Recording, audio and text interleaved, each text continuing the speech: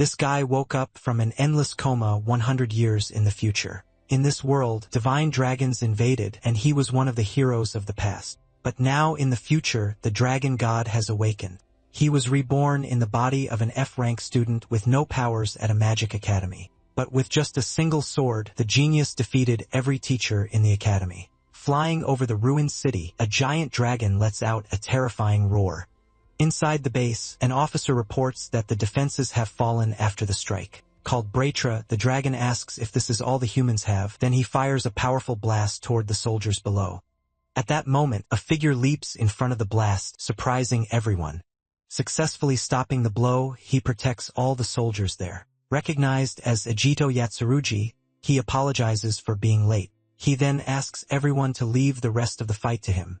Changing scenes, portals appeared all over the world in the 20th century. From these portals came monsters, forcing humanity to fight using new powers. After countless casualties, humanity was close to winning the final battle. Back to the present, a woman arrives and calls for General Amasaki. She reports that they managed to defeat all the other dragons that appeared. With only Bitra remaining, the dragon of darkness emerges before them.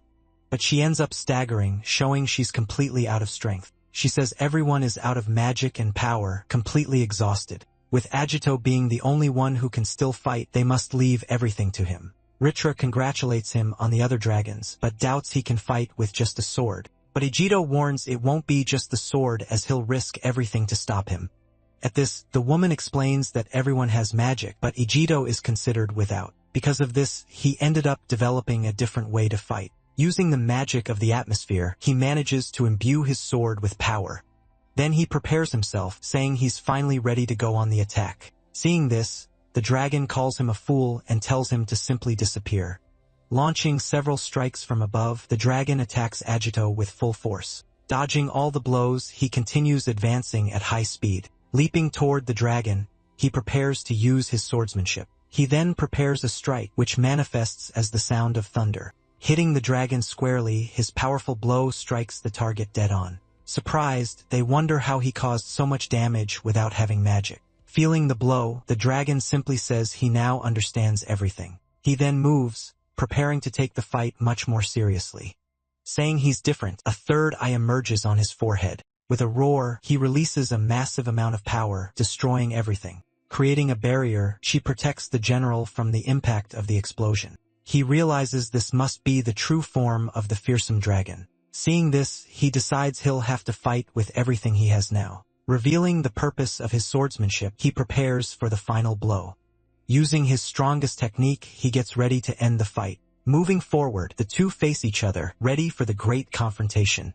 Leaping toward Britra, he advances for the final attack. He lands an incredible sequence of strikes, giving the dragon no time to react. Impressed, she says he's managing to push Britra back, but this technique ends up using his own life energy to function. She says they need to leave as he won't stand a chance if he has to protect them. Facing each other, the two prepare for the great final confrontation. Floating above the city, Agito faces the dragon, who now has a third eye. Calling him pathetic, the dragon notices the location of his companions. Then he prepares an enormous blast, saying all insects are the same. Seeing the blow, he realizes that if he dodges, everyone there will certainly die. With no other choice, he decides he'll try to stop the blow head-on. Calling for Yuka, he turns to his companion one last time.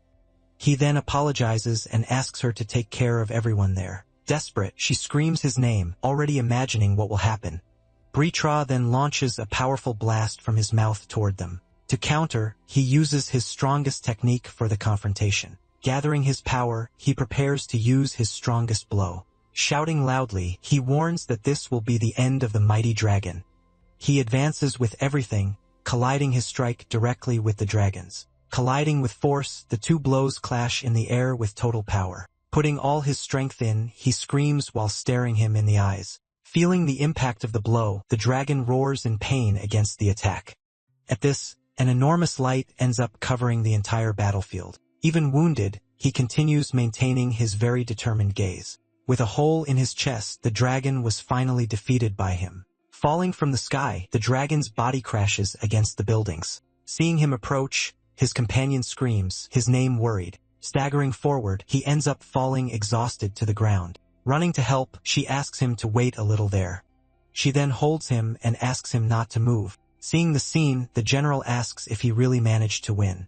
He says he destroyed the core, so the dragon must be dead. Hearing this, all the soldiers begin celebrating the victory.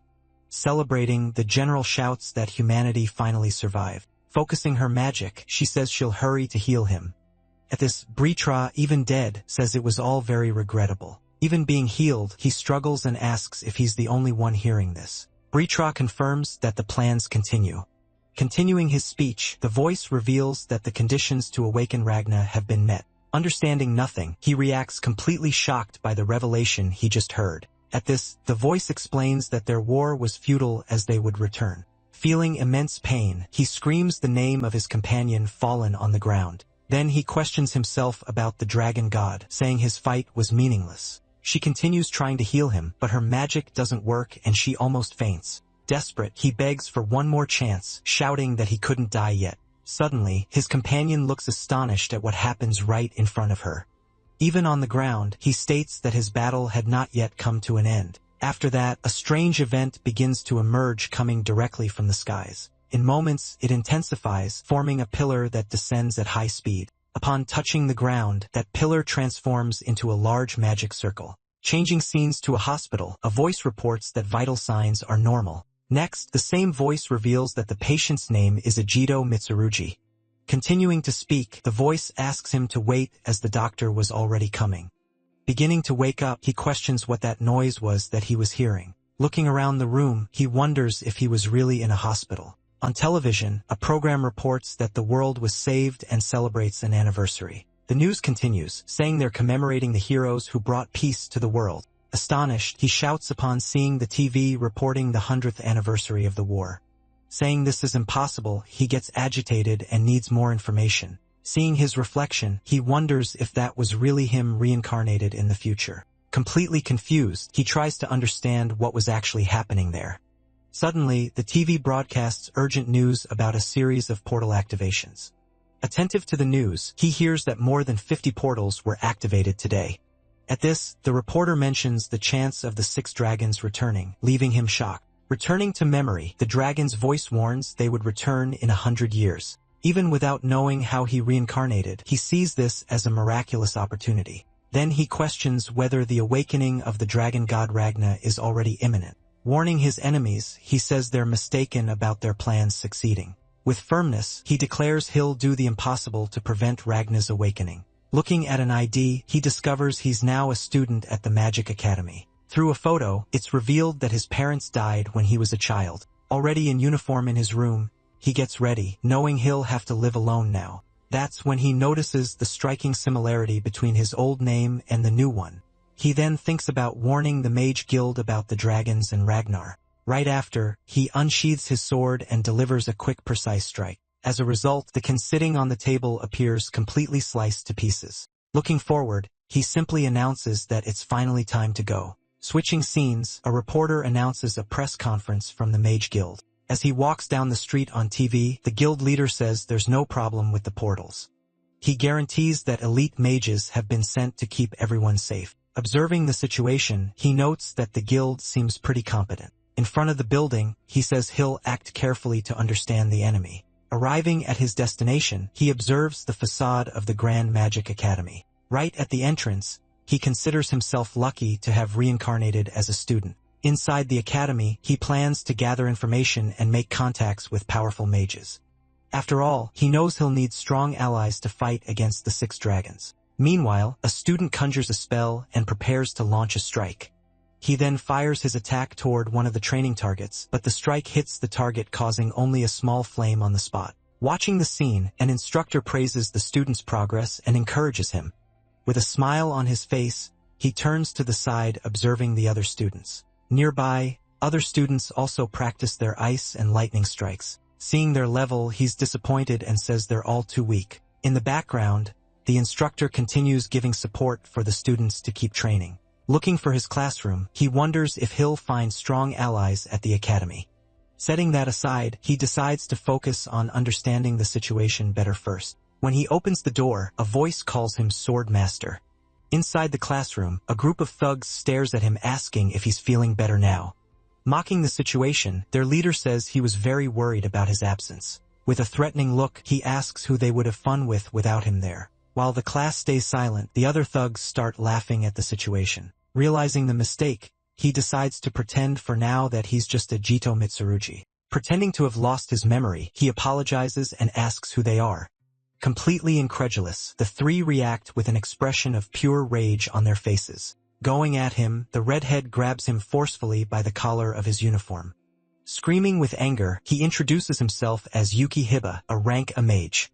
Right after, he delivers a strong blow that hits him squarely. With the impact, he's thrown hard against the classroom floor. Even on the ground, he stares back at him with a completely calm and serene expression. Calling him a failure, the thug orders him to bow before the stronger ones. Afraid, the other students whisper, hoping they won't end up like the newbie. Staring at his sword, the thug mocks him for using such an outdated weapon. With a smile, he tells him to try hard and become a hero someday. Then he approaches and shouts that he'll never be a hero like Yatsurugi.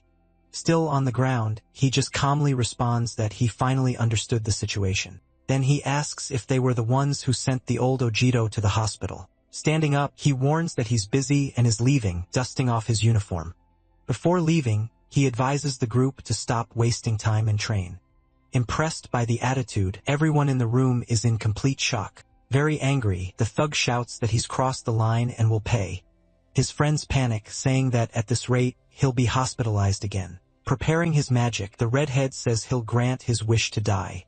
Then the other students scream desperately, warning that they're in an enclosed space. Ignoring everyone, he smiles and says he'll gladly grant that wish.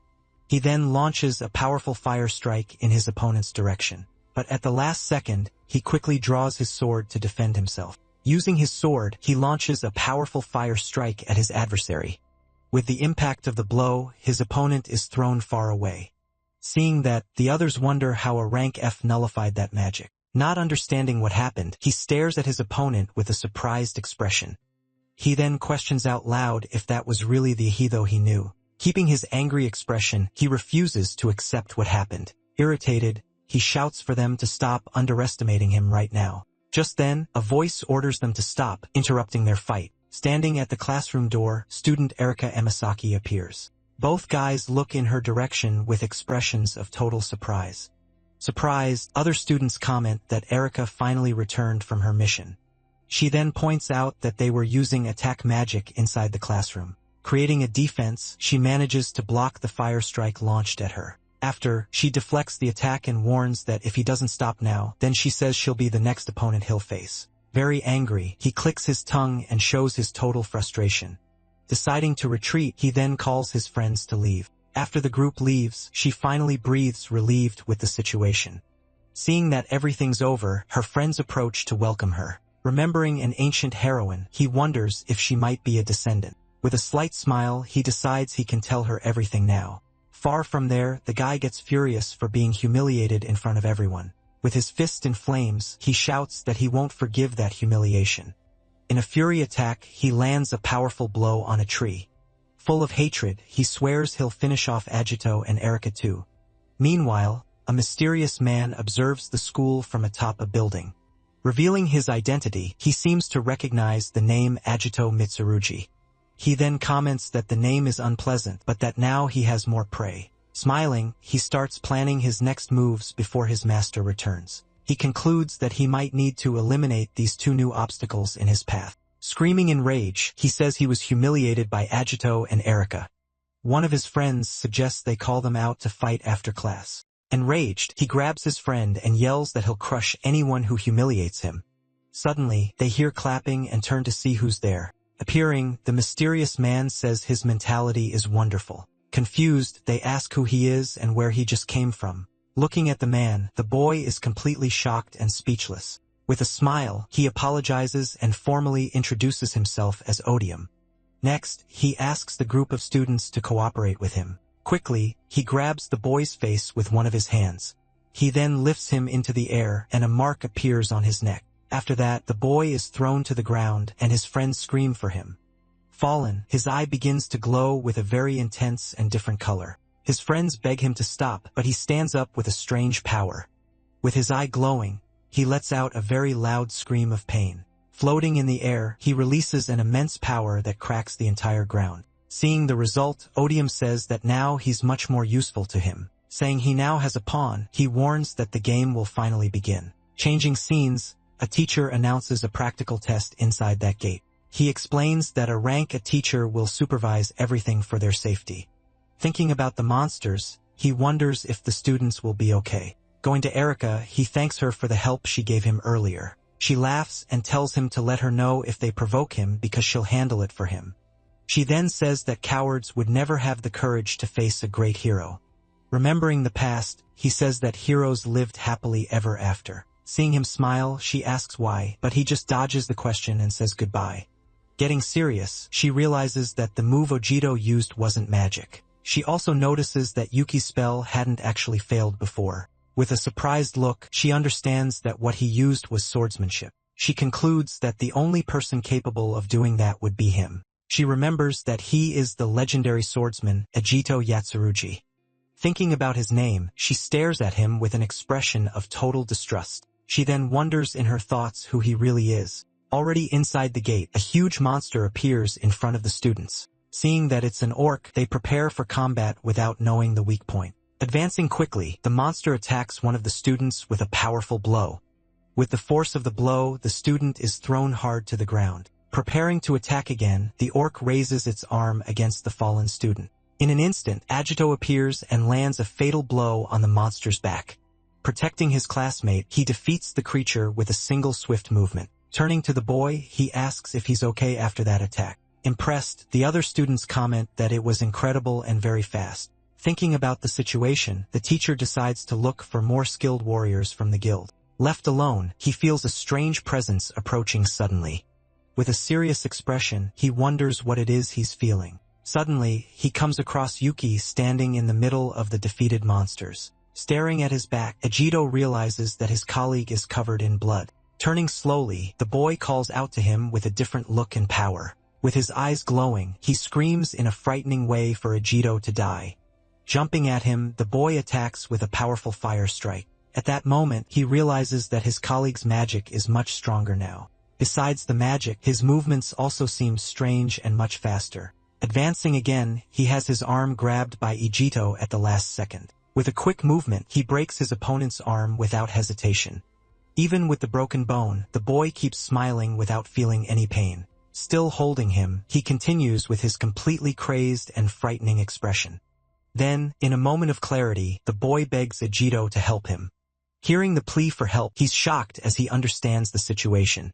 In that instant, he begins to have visions of various moments from his past. With great anger, he grinds his teeth as he remembers everything that happened. Saying to leave it to him, his finger begins to emit a strong light. Touching Yuki's forehead, he makes the mark on his neck disappear. With the touch, the boy faints and is held so he doesn't fall to the ground. Screaming very loud, he orders whoever is hiding to appear right that instant. Kneeling beside the body, he hears laughter coming from the darkness nearby. Emerging from the shadows, the man says he ruined his new toy. Appearing, he introduces himself as Odium, one of the 6 dragons who will research. Then he creates several magic circles that completely surround the young swordsman. Smiling, he says he'll be the executioner who will end his life. From inside the circles, several fire strikes are launched in his direction. Using his sword, he deflects all the strikes launched against him. Surprised, the villain can't believe he managed to nullify all his attacks. Seeing the destruction, he understands that the 6 dragons really will return soon. With a look of rage, he warns that his plans will never come true.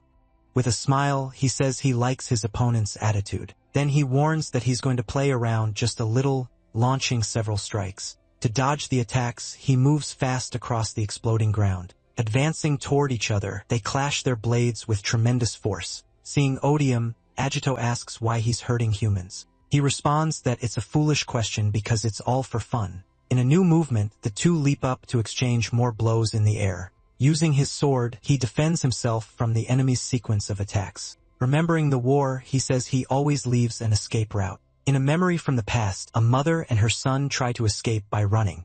While they run, Odium watches them from afar, waiting for the moment. He then reveals himself to them, saying he feels enormous pleasure. Hearing all of that, he just grinds his teeth with intense rage. With an insane face, Odium finishes by saying it was all very entertaining. Surrounded by monsters, he laughs while pointing at his enemy. He shouts that when Ragnar awakens, he'll be able to have fun once again. With a furious look, he shouts saying that no one can stop him. Laughing hard, Odium raises a hand and prepares another one of his attacks. Suddenly, arm is cut off before he can finish the strike. Surprised by the action, he hears his opponent telling him to shut up. At that, the hero says he feels disgusted looking at Odium with contempt. Feeling the pain, Odium screams while gripping his injured arm. Calling him a bastard, Odium launches a strike in his direction. Then he attacks several times, shouting about how his opponent dares to do this. After that, he shouts that his opponent is nothing but a simple human being. He says they hunt the weak, advancing for another combat. Telling him to stop being arrogant, Odium prepares a massive strike in the sky. Multiple strikes fall from the sky toward Agito. Seeing the attack, he stands up saying he has no other choice. Preparing his technique, he launches a powerful sword strike upward. His strikes cut through the fire attacks falling endlessly from the sky. After destroying the projectiles, the technique hits Odium directly. Seeing the attack up close, Odium recognizes the technique used by his opponent. With incredible force, the attack begins to destroy the entire scenery around them. At that, a giant creature falls to the ground, completely defeated by his strike. Rising with difficulty, Odium says he's seen that horrible technique before. He then shouts the name of the swordmaster, who was Agito Yatsurugi.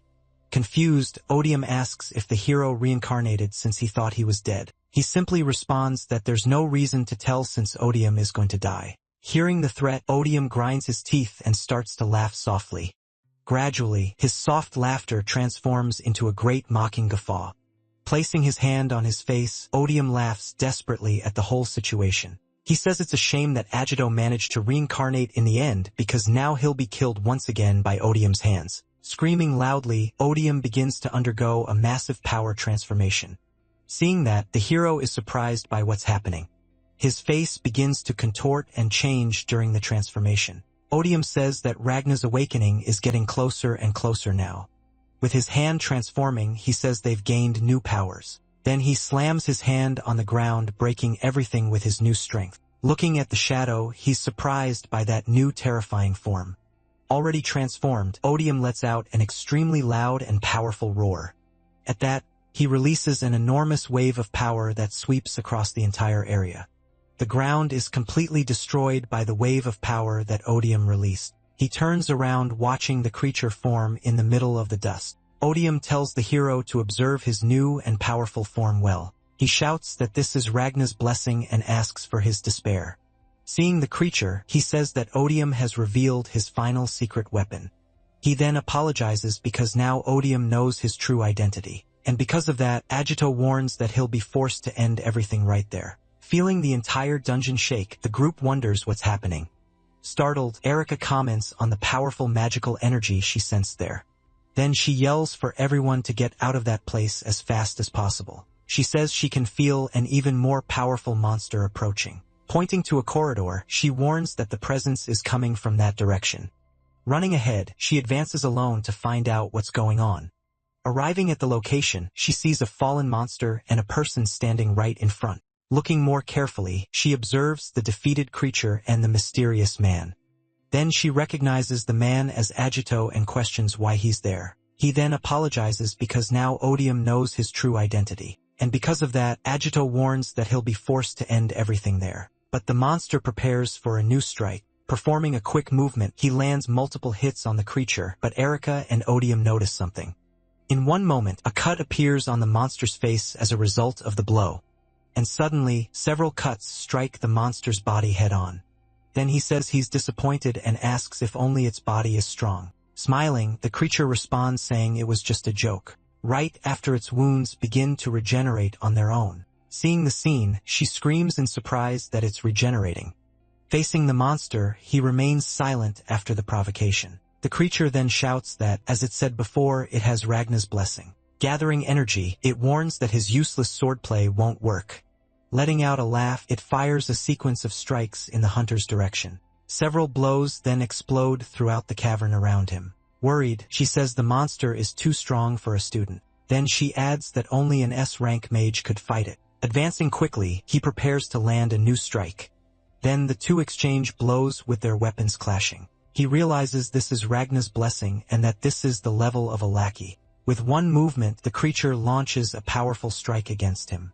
Defending the blows, the monster says he's just a human from the past. Smiling, it continues saying that the hero died without knowing the grand plan. Remembering the past, it says that his war was all in vain. Looking at him, the monster calls him a foolish hero. Worried about the situation, the girl desperately screams his name. Meanwhile, the monster says there's absolutely no way to save the world. But with a quick strike, Agito cuts off the creature's arm. Both Erica and Odium are shocked by that scene. Right after, a massive cut is made on the monster's body. Spitting blood, it says this is impossible because the wound is too deep. Complaining about the pain, it says its regeneration can't heal the wound. Taking a step forward, he approaches the creature that's fallen on the ground. Then he tells the monster that it's completely right. Then he continues, saying that he really isn't a great hero. He explains that many died, and the peace they achieved didn't last long. But gripping his weapon, he warns that he won't let this repeat. Thinking of his friends, he says he'll do this for his companions and descendants. Screaming loudly, he promises that this time, he'll truly save the world. With great rage, the monster tells him to shut up immediately. Then the creature jumps and advances toward him with a powerful strike. But he grabs the monster's head and slams it hard into the ground. In disbelief, the creature repeats several times that this is impossible. Then it screams that the hunter is an excuse of a hero who should be dead. Beginning to transform, the monster's body starts to grow and crack. With a war cry, it warns that it refuses to lose to him. Using one of his techniques, he manages to land a direct hit on the creature. Revealing the name of the technique, he calls it Moon Piercer. With the impact of the blow, a massive explosion happens at the location. Spitting a lot of blood, the monster's body begins to crack completely. This way, the creature's body begins to shatter slowly. As it falls apart, it tries to call its master's name. With its last strength, it calls for Master Rebel and disappears. Seeing the monster defeated, he stands still watching the dust. Approaching him, the girl calls him by the name Agito. Then he turns around surprised that she's still there. Not understanding anything, she asks for an explanation and asks who he is. Changing scenes in the central region, a woman prepares for a report. She begins saying that the monster that identified itself as one of the 6 dragons has just been completely defeated by her forces. On the other side of the line, a voice confirms that the 6 dragons have returned. She asks if the next mission is to find the 6 dragons and complains about work. The voice responds that they've already found a candidate, Agito, who defeated the lackey Odium. Completing the information, he says that the young man did all that alone. Then she calls for Riku, who was sitting nearby the whole time. Appearing suddenly, the S-rank Indra, Riku Odo, says it's impossible. He says that Agito is a swordsman without magic, something quite outdated. Not believing it, he says there must have been some kind of mistake. The mysterious voice then asks for one of them to verify if he's that strong. Depending on the abilities, he gives permission to recruit him for Seraphim. Then, without much choice, Rika volunteers to go personally on this mission. He tells Lena to write the report, and she complains that he's only going to escape.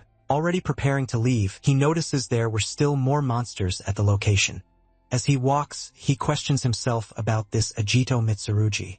Then he begins to gather a large amount of energy in his hand. Launching his strike, he hits all the flying monsters at once. With the power of the blow, all the monsters are destroyed in an instant. With a smile, he says he'll see what Agito is really made of. At the Academy's training grounds, she's completely shocked by what's happening there. Then she asks if he's Agito Yatsurugi reincarnated to awaken the powerful Ragna. Staying calm, he just watches her, waiting for her to finish voicing her suspicions. Confirming everything, he says yes, leaving the girl even more confused by the whole situation. For her, it would be hard to believe if he had just told her without any concrete proof, but she remembers seeing his sword techniques with her own eyes. They were strikes at the level of an S-rank mage, something only the master swordsman could pull off. Before her, he remained serious, waiting to see what her final decision about this would be. After sighing, she finally says she believes him, accepting the truth of it all. Then she lays down a single condition before moving forward with any plan. With great determination, she asks to fight alongside him against the fearsome 6 dragons. She explains that her desire to save the world is just as strong as his. Just watching from afar, according to her, isn't her fighting style. He seems a bit surprised by the attitude and the great courage she's shown. Remembering the past, he realizes she's a lot like Yuka, having the same potential. Noticing his reaction, she asks what's wrong, but he just says it's nothing. Then she wants to know what their next step will be from now on. He answers that they need to gather allies because the two of them alone won't make it. His plan is to bring together a group of companions just like the four great heroes did. Remembering her family, she mentions that her great-grandmother was one of those legendary heroines. Then she suggests they look for the Seraphim group since they might be able to help a lot. It's an elite team of mages created by the guild to investigate the portals. She tells him her recent overseas mission was to help a candidate get into Seraphim. With plenty of confidence, she states they're the most powerful team of mages in the current era. Liking the idea, he repeats that they're the most powerful, showing his interest. Still, he worries about how he'll get them to believe his story. She explains the group has all kinds of people, but with one thing in common. Their mission is to protect the peace that the Blade Master and the heroes won. They risk their lives to protect others, so he doesn't need to worry about that. Feeling relieved, he says it'll be comforting to fight alongside the heroes of this generation. She starts to say that some members, to be fair, are a bit strange. Suddenly, he senses a threat approaching very fast, going into a state of alert. Moving quickly, he protects her from a strike that appears unexpectedly between them. Startled by the attack, she hears him shouting for her to be very careful, saying they have a visitor. He comments that was a really fast strike. In front of them, a powerful impact happens, raising a lot of dust and debris from the ground. Through the smoke, a man appears saying he honestly didn't expect much from there. Then the newcomer adds that at least he's not completely useless. Recognizing the man, she shouts the name Riku Odo, and he asks if she knows him. She explains he's an S-rank mage from the guild and the most powerful mage. Besides that, she confirms he's also part of the elite group known as Seraphim.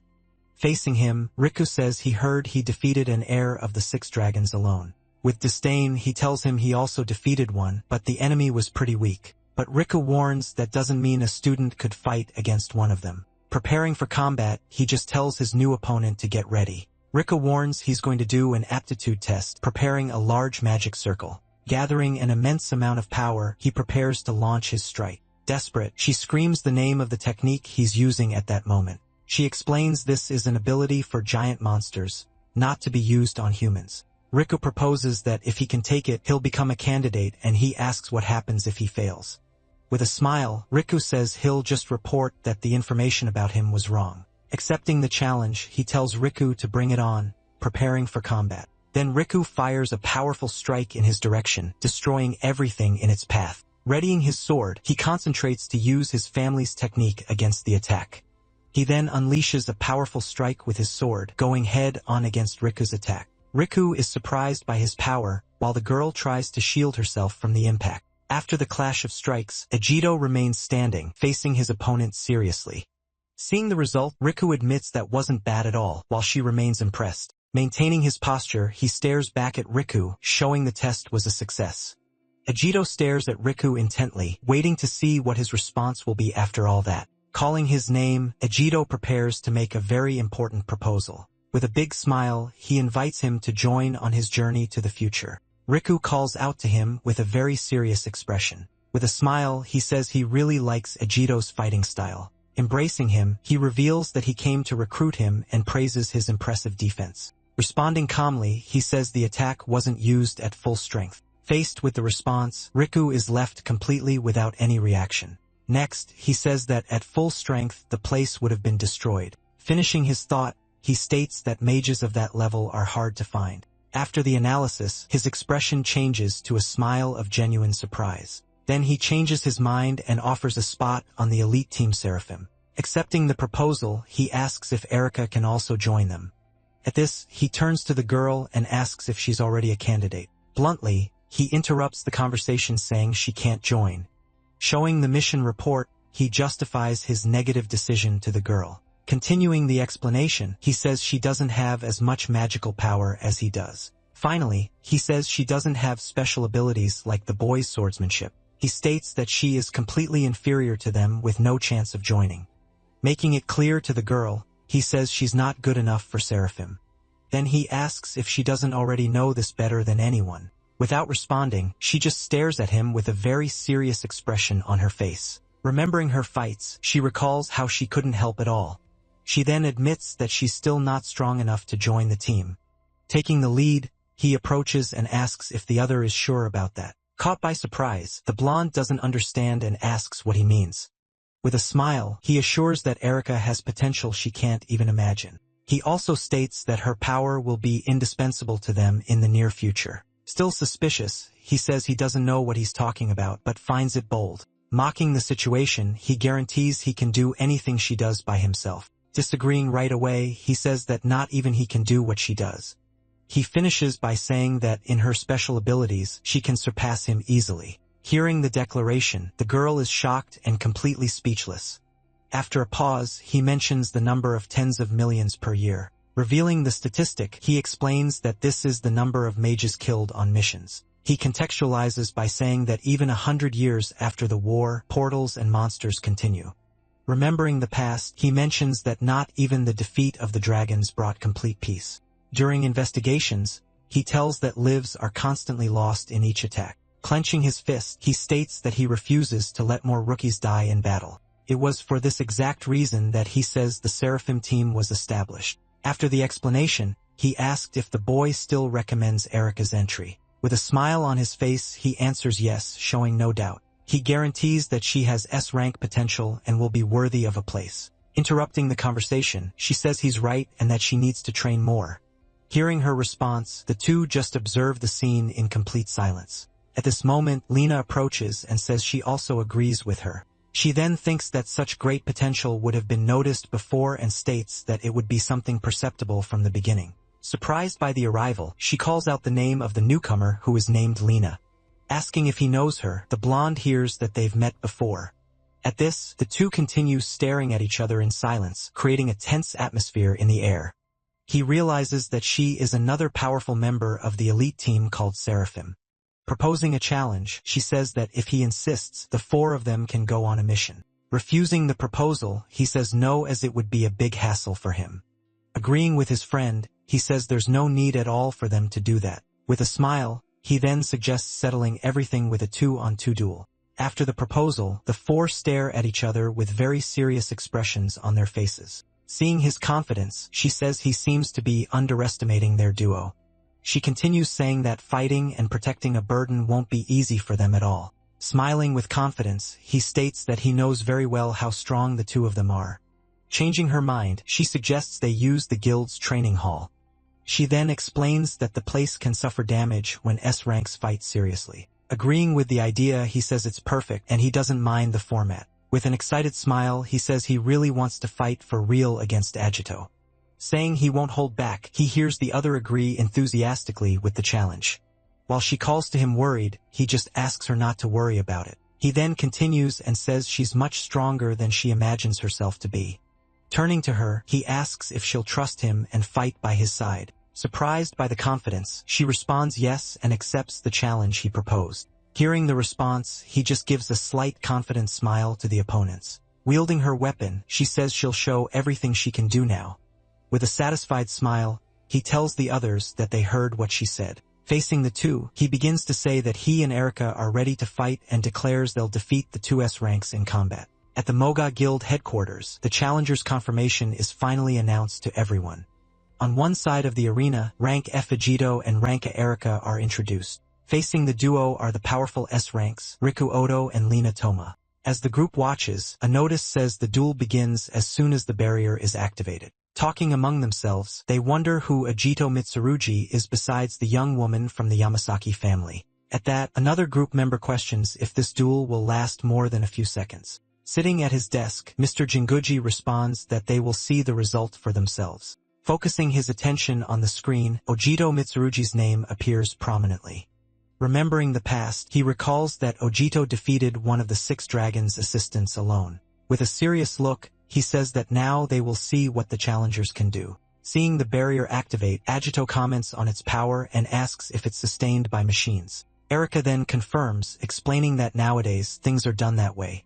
Coming from behind, Lena says that Yuka, who fought in the past, used a stronger shield. She adds that without a shield of that level, machine barriers are adequate. Concluding the thought, he says that a mage with a shield like Yuka's would be a strong ally. Turning to him, Lina questions him about what he just said. Interrupting conversation, Riku says that's enough idle talk and tells her to stop interrupting him.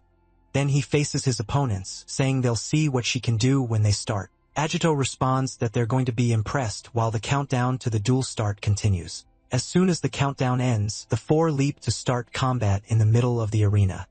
Immediately, Riku already begins preparing a massive strike with his right hand. Watching from afar, the group of men is impressed by the power being released. At that, a powerful strike is launched directly against the challenger duo.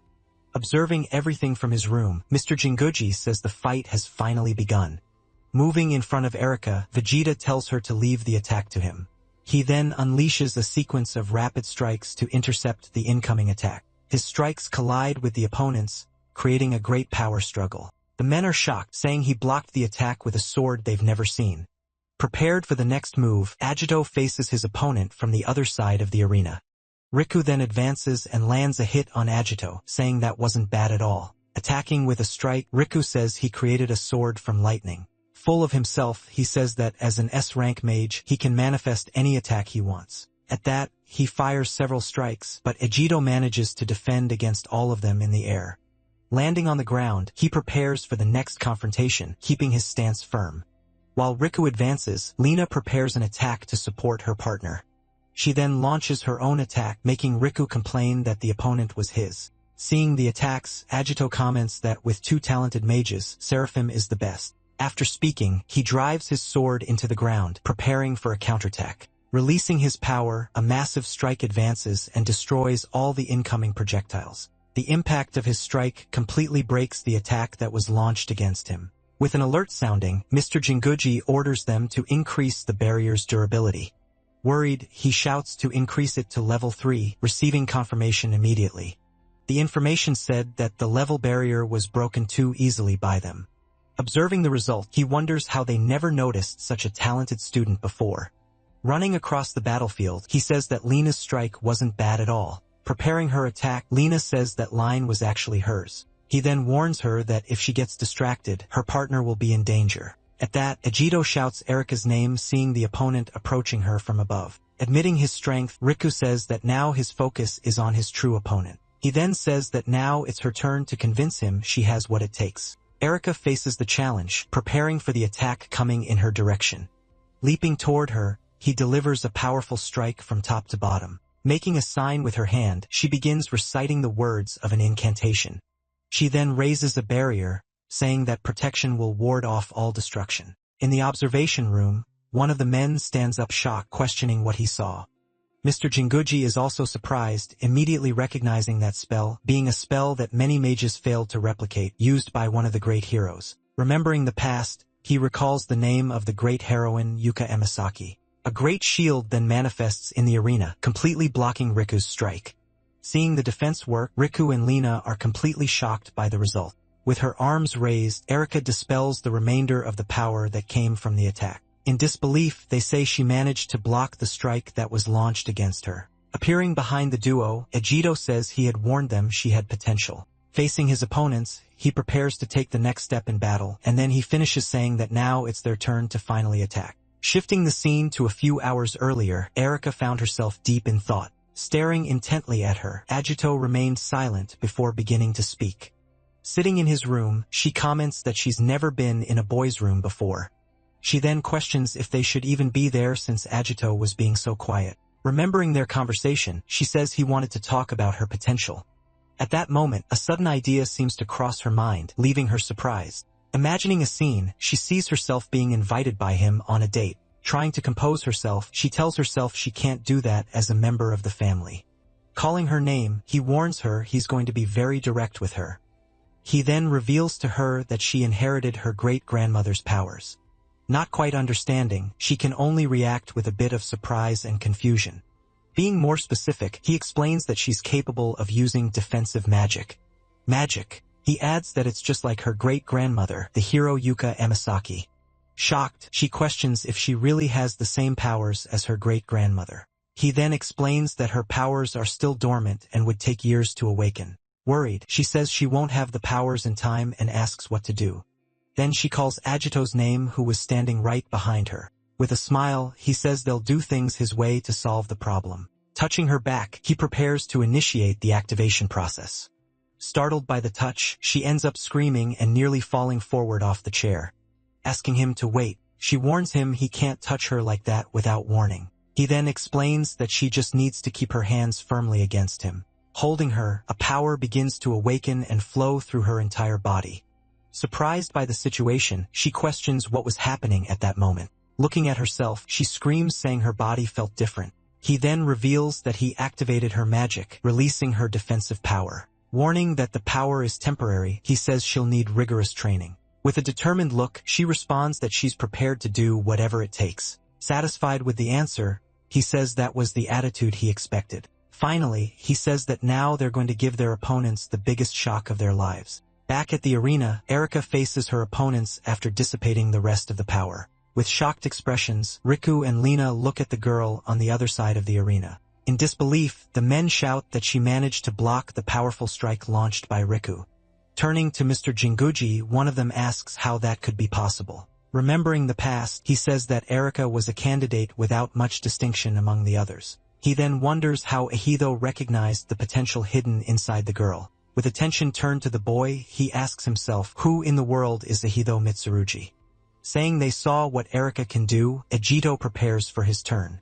He then warns that now it's his turn to attack and prepares his strike. Launching his attack, he advances against the duo with a powerful assault of strikes. Riku says he combined lightning with a sword strike, finding it not bad. Lena says it's not time to be impressed and launches her own attack against them. In front of Vegeta, Erika uses her magic and creates a protection against the strikes. Lena is surprised she blocked it but notes that the defensive spell is low level. Seeing the situation, Riku prepares a new strike with both hands raised. Launching a double strike, he attacks with all his force. Then he asks if she can really do that. With confidence, she responds that, of course, she can.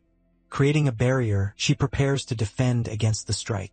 At that moment, the attack is reflected and heads back toward the opponent. Surprisingly, he manages to hold his own strike with one hand. Impressed, he says it's interesting that she doesn't just block attacks. Showing great confidence, she convinces herself that she can win. In another scene, a girl conjures a barrier against an opponent. Then he explains that she shouldn't just block but deflect the strikes. Realizing a chance, she believes she can finally win this fight. Back to the other fight, the two exchange strikes fiercely. Afterward, he turns to the side and asks what he thought of Erika. Laughing, the opponent admits she got pretty strong. Determined to advance, he says he's going to get more serious now. Being lifted into the air, the two float without control. Launching two small projectiles, he attacks from top to bottom. He wonders if that's a non-damaging supplementary magic. Dragging his weapon, he deduces that the opponent has a plan. Then he shouts for Lena to advance, but she tells him not to give orders. Bringing her hands together, she begins to conjure a new technique. At that moment, an ice prison forms and traps the two on the ground. Understanding the strategy, he says that's what she wanted. She confirms, saying she wanted to see who between them was the strongest. Then she proposes that the duos face each other in one-on-one fights. He admits that Erika really got stronger, but adds that the two of them have much more experience than they do. With power in hand, he prepares for a new attack and shouts that potential doesn't beat S rank, applying to both of them. In response, he says he doesn't think they have less experience. He continues his statement saying that he and Erika will defeat them both. Screaming, she charges forward with her weapon in hand to attack. Striking back, she launches several blows while the other dodges. To protect herself, she conjures a barrier against the incoming attacks. At that moment, the girl prepares a new strike, raising her hand. Caught off guard, she sees the massive blow coming. Reacting quickly, she manages to block the strike with her own technique. Seeing the block, the girl prepares herself and enchants her own weapon. Advancing rapidly, she charges forward with her strengthened weapon. Noticing the strategy, she realizes that weak strikes are being blocked and adds that she fights like a magic swordsman. Rushing forward, she says her opponent is annoying, but leaping overhead, she attacks with a downward strike. After blocking, she says her opponent needs more training. Then she prepares a strike that travels along the ground. To defend herself, she conjures a large shield against the attack. The shield completely protects her from the attack advancing along the ground. Admitting her opponent is strong, she acknowledges the power of an S rank. Then she says the girl should give up due to lack of training. At that, she asks why she was challenged even knowing all this. Maintaining silence, she faces her opponent with a determined expression. She responds saying she had completely given up on herself. Continuing, she says, even while training, she felt she couldn't change anything. Her opponent just watches, listening carefully to what she has to say. Remembering the past, she saw someone fight alone for the world's future. She says she's still not strong, but wants to protect everyone like he did. With great determination, she shouts that she'll keep trying without giving up. Her opponent then asks if she thinks she can change the future. Floating in the air, she says the girl is just deluding herself. She prepares to receive the next blow coming from above. Unable to move, she realizes her body is paralyzed. She says that to move forward, one must first fix the past. Saying she won't let her pass, she prepares a new attack. Launching a powerful blow, she attacks with everything she has. Then the strike advances at high speed toward her opponent. With no other choice, she prepares to use her own technique. Quickly, she conjures a barrier to protect herself from what's coming. Using her defense, she completely blocks the attack that hits her. With the block, her opponent is surprised by what she just saw. At that, she realizes her attack is being reflected inside the barrier. Seizing the chance, she shouts that she finally caught her opponent. From afar, a man explains that the barrier doesn't let any magic through. He also says she uses defensive magic against an S-rank opponent. Comparing with another person, he says Erica had a lot of hidden potential. Trapped, the girl attacks the barrier, desperately trying to escape. With a gesture, she launches one last powerful blow.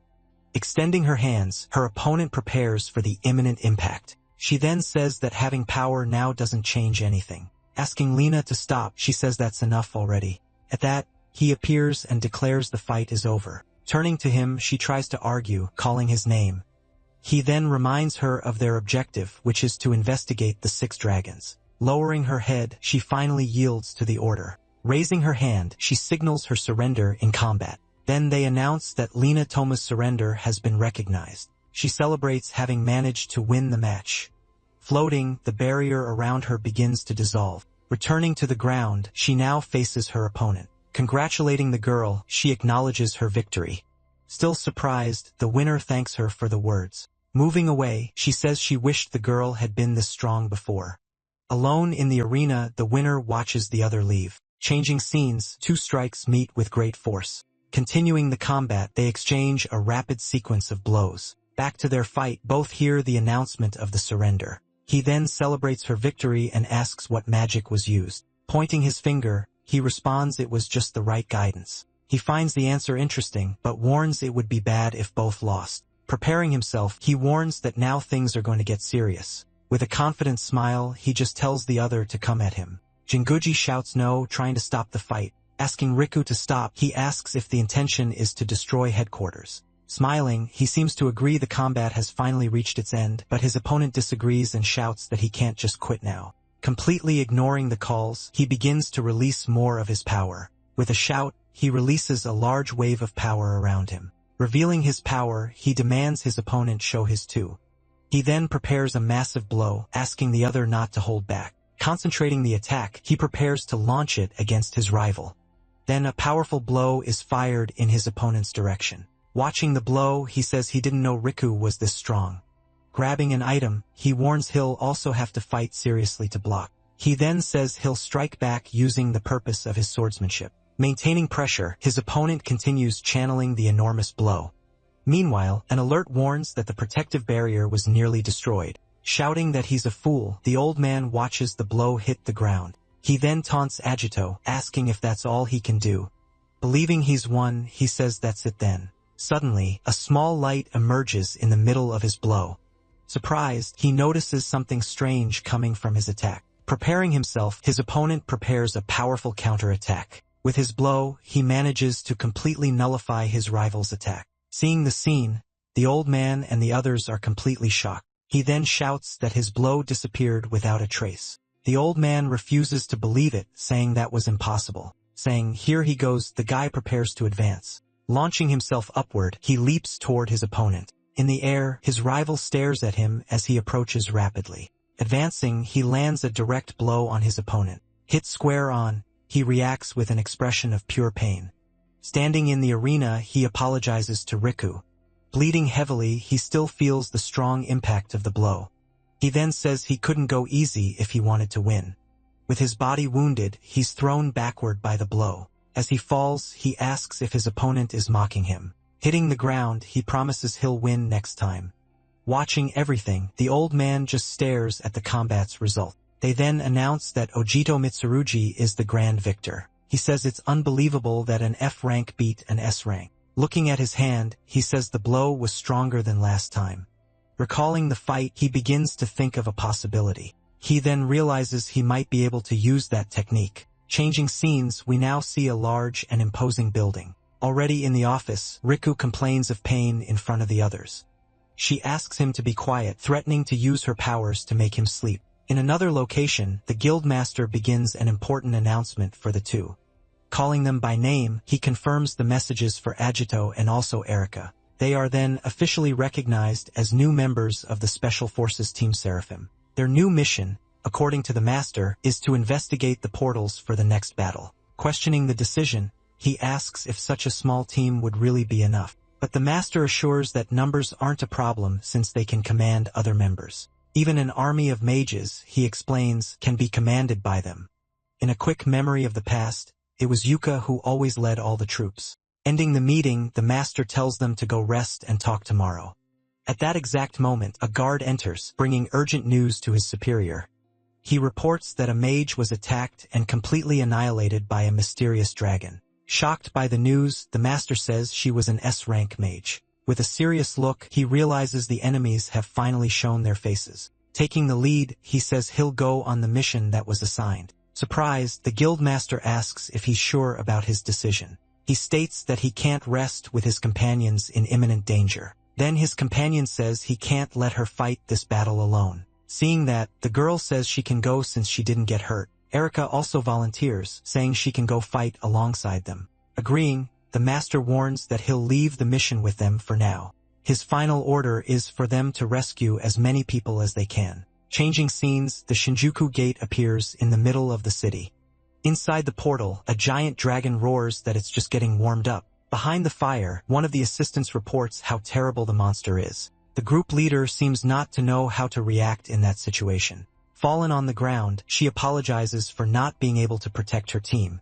Then she remembers the legendary swordsman's words about being a good leader. Screaming loudly, she begs to be used as a sacrifice to save the others. He holds her, asking her not to be reckless because without her, they'd already be dead. Using her magic, she protects everyone, while he remembers another phrase from the master.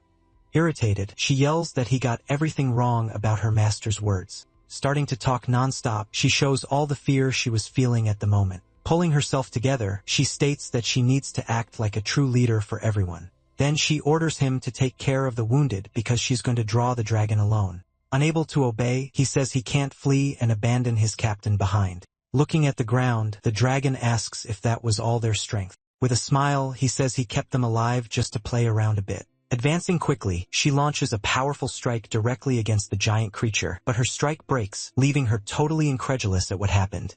Questioning if she's the leader, the dragon praises her for her courage to fight. Then he says he'll show her what a real attack is like. Dodging the strike, she asks if that's all the monster can do. Flying toward him, she yells saying that size means nothing, accepting the provocation.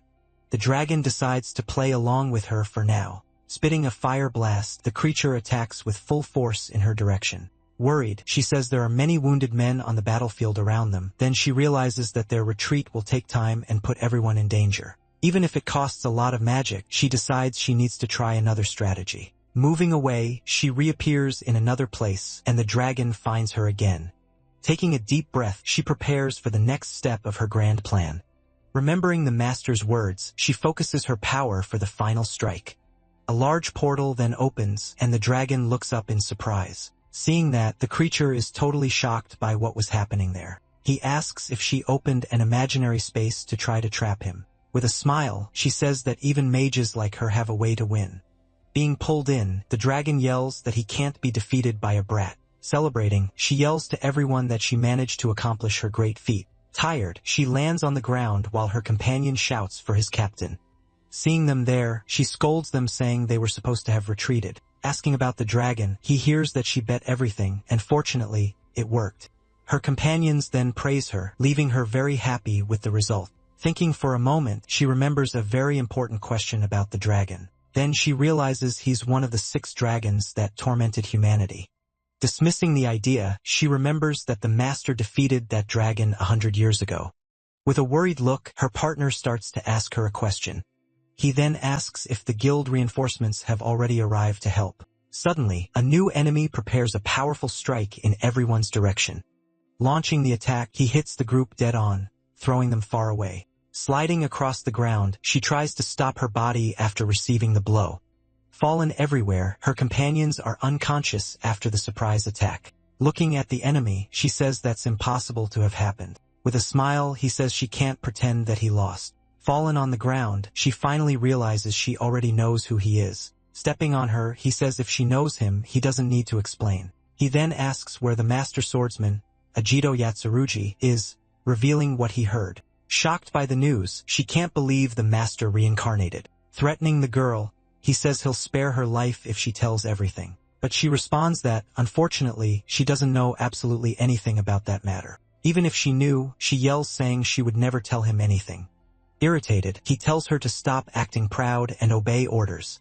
Being pressured, she quotes a famous phrase from the master about defeating evil. Hearing that, he decides he'll wait for the swordsman if he really shows up. Next, he lands a strong blow to show he's not playing around. Believing she's hiding something, he decides to change tactics to make her talk.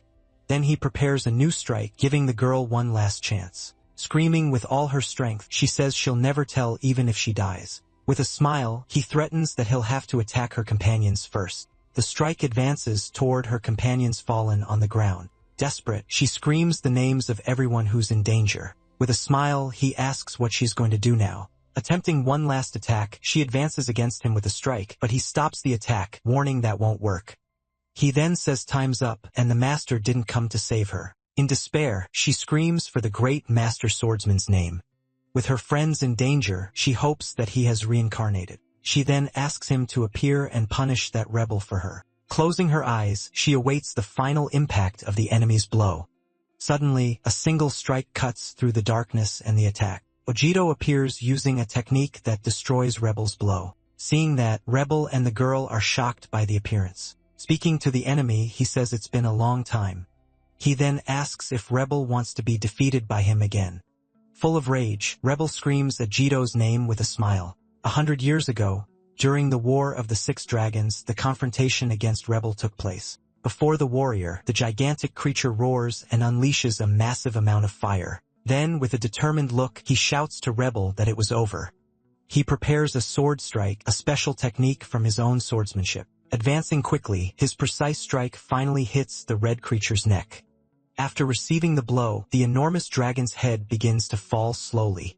Even defeated, he swears he'll never forget this humiliation and that he'll kill him. Back to the present, 2 young men now face each other in a large courtyard. Warning the girl on the ground, he tells her to stay quiet. At this moment, he prepares to use another technique from his swordsmanship against the dragon. Without hesitation, he advances on him, delivering a blow with his powerful sword. His strike causes a massive explosion at the point of impact. She then recognizes the blow as the special attack that uses 6 elements together. Maintaining his posture, he continues to stare at the result of his devastating attack. She finally realizes she's before the legendary swordsman she's heard so much about. Recognizing the guy from behind, she wonders if he's Ajito Yatsurugi. At that moment, another man appears and says there's no mistaking that technique. The girl then shouts that they've finally met again after so long. With a furious look, he screams Ajito Yatsurugi's name with great hatred. Screaming that he'll kill everyone, he launches a massive firestorm at them. Desperate at the scene, she begins screaming the names of her fallen companions. The powerful fire strike advances and ends up hitting her allies head-on. Seeing the danger, he screams the girl's name and quickly extends his hand. Using her ability, she creates a sacred shield to protect everyone there. Surprised by what just happened, she looks forward without understanding anything. Arriving to help, a girl asks if Misaki is okay, and she recognizes her. Protecting her friends, she stands while Misaki wonders who she is. Asking to leave introductions for later, she tells Misaki to fall back with the others. With a mocking smile, he says all those weaklings are in his way. Giving the order, he shouts to get rid of everyone there except Ojito. Small creatures then emerge and begin attacking the groups of students present. Shouting Rebel's name, he questions him, saying he thought he was the target. Laughing at the situation, he says he needs to take out the trash first of all. Using the communicator, he calls for Riku and asks how things are at the exit. Near the exit, Rika shouts that a bunch of monsters suddenly appeared there. Angrily, he complains about how they dared put him in charge of that messed up exit. Without wasting time, he grabs one of the creatures attacking him by the neck. Then he unleashes a powerful blow, destroying all the monsters around him. He tells Ajito to leave the cleanup to him and get the team out of there. Passing the message, he asks Erika and Lena to evacuate the wounded from the location. Thoughtful, she says she doesn't like the idea of him facing a dragon alone right now. At that moment, the remaining creatures begin to quickly surround the two girls. But with a determined look, she says they don't seem to have another choice. Suddenly, enormous crystals form, trapping all the remaining creatures right there on the spot. Worried about him, she asks if he's sure he'll be okay alone.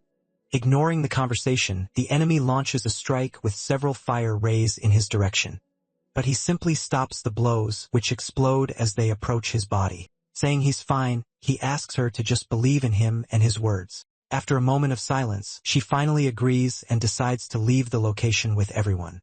Then the whole group starts running as far as they can from the battle. A bit shy, one of the girls calls out to the master swordsman who stayed behind. Screaming with all her strength, she says he can do it and that he can win the fight. While he keeps his back turned, she watches him move away with the other students. Waving his hand, he says goodbye without needing to look at her face. Noticing the wave, the girl gets all excited and shouts that he waved at her. When everyone leaves, he finally turns around and faces his opponent head-on now. With a smile on their faces, the two opponents stare at each other ready for the confrontation.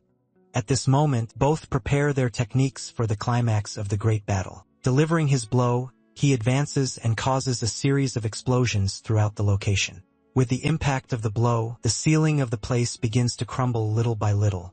Excited, he advances and shouts that finally the two of them can fight each other. Maintaining his serious expression, he says that was actually his line. He then responds that it's good to hear that because the fight wouldn't have any meaning. Remembering the past, he says that for his revenge to be complete, he needed something. He shouts that he needs to fight his opponent using his maximum strength. Raising his hand, he prepares a new strike with the power of magma. A circle forms under his feet and the ground begins to bubble intensely. At this moment, several fire eruptions burst from the ground and go towards him. Screaming that he won't escape, his enemy launches several fire strikes, but he manages to dodge in the air, deflecting all the blows with his sword. Still in the air, he continues to deflect the blows that follow him relentlessly.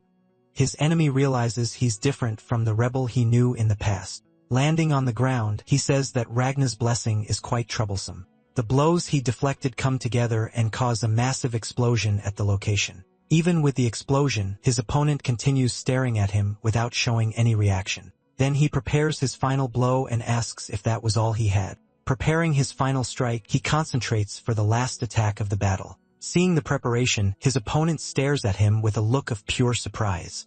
Using his swordsmanship, he launches a powerful strike with all the elements combined. Hitting the enemy head-on, his blow drags him backward with difficulty. With great difficulty, he says that force was simply too overwhelming for him. In response, he raises his hand and creates a new weapon to counterattack. During the exchange, the two trade an incredible sequence of strikes throughout the hall. Being pushed backward, he gets irritated and prepares a new attack technique. Then he launches several spherical strikes that scatter across the entire floor. Exploding in sequence, the spherical strikes cause a series of strong impacts. Shouting for him to take that, he prepares another even more powerful strike. Then the ground in front of him begins to tremble before erupting, resulting in a gigantic explosion. Everything in the area is destroyed by the impact. After the attack, he stands there panting amid all the destruction. Rebel was stronger than in the past and should have been the strongest, however. A large burst of light emerges from the middle of all the battle smoke. The power of Master Swordsman Ejiro Yatsurugi was far greater than his. He then names his technique the powerful and legendary Red Lotus Blade. His power was far beyond Rebel's, hitting him squarely. Screaming in pain, He wonders how he can be taking fire damage now. Furious with the situation, he advances and begins trading blows with the swordsman. Shouting that he reincarnated, he tells his opponent not to underestimate him. He leaps and delivers a strong X-shaped strike in his direction. Shouting that this is the end, he prepares one last and powerful final strike. With his hand raised, he also prepares for what's coming next. Surprised by the scene, his opponent stares at him without understanding what's happening. A massive circle appears, and a great strike falls upon the swordsman. In the distance, Riku begins shouting, asking how he dares do this and that he shouldn't have hurt his companions. The force of the blow is so strong that it ends up pushing Rebel far away. With a look of pure hatred, he prepares to attack Riku. Shouting how he dares, he launches a powerful strike in Riku's direction. Surprised by the speed, the boy realizes he won't be able to dodge the blow. At that moment, the swordsman appears and blocks the strike before it hits him. Telling him not to get distracted, he warns that his real opponent is him. With great anger, he then shouts Agito's name very loudly. Flying at him, he delivers a new and powerful strike from top to bottom. Preparing for the clash, the two advance against each other in the Great Hall. His ice strike hits squarely, making his opponent scream in great pain. Shouting that he's a bastard, his face begins to freeze from the blow. Using his technique, he freezes him completely inside a pillar of ice. Seeing his defeated enemy, he asks if the Sakigami unit is alright. Saying that everyone escaped, he thanks him for being saved at the last second. Looking at the ice pillar, he asks if he's really one of the 6 dragons. With a serious look, he simply confirms that, yes, he's absolutely certain. He explains that this is Rebel, the red dragon defeated 100 years ago. Surprised, he asks if it's the same one that Master Swordsman, Ijito, defeated. Saying it's surprising, he says he has something more important to ask now. He then asks if he heard Rebel call him Ejito Yatsurugi a while ago. Trying to change the subject, he asks about his injury and comments on the weather. Shouting for him to stop, he grabs him and demands that he confess what he's hiding. Asking him to wait, he warns that this way he'll end up hurting his injury. Realizing the situation, he thinks that maybe it's better to reveal his identity soon. Suddenly, the two are startled when they hear a mysterious voice coming from the ice. At that exact moment, the ice pillar that held him begins to crack, saying he understood. He breaks free and says he knows his limit now. Looking at the two, he says that if that was all he could do and says he can win the fight. Worried, he shouts Ejito's name, who asks him not to let his guard down. With a serious look, he says the enemy still hasn't shown his full power. Saying they studied humans, he reveals that this happened 100 years ago. Despite being weak, he says humans control magic better than dragons. Seeing the transformation begin, the two boys become completely paralyzed in place. Not believing what they see, they continue to stare at the scene right in front of them. Then, explaining that they acquired something, his feet begin to change shape. He says they combined the magical power of dragons with the control of humans. With a new smile, he reveals that all of this resulted in his new form. Revealing his hybrid form, he shows his newly acquired power to the two. Even facing the new form, Yujiro remains serious before that threat in front of him.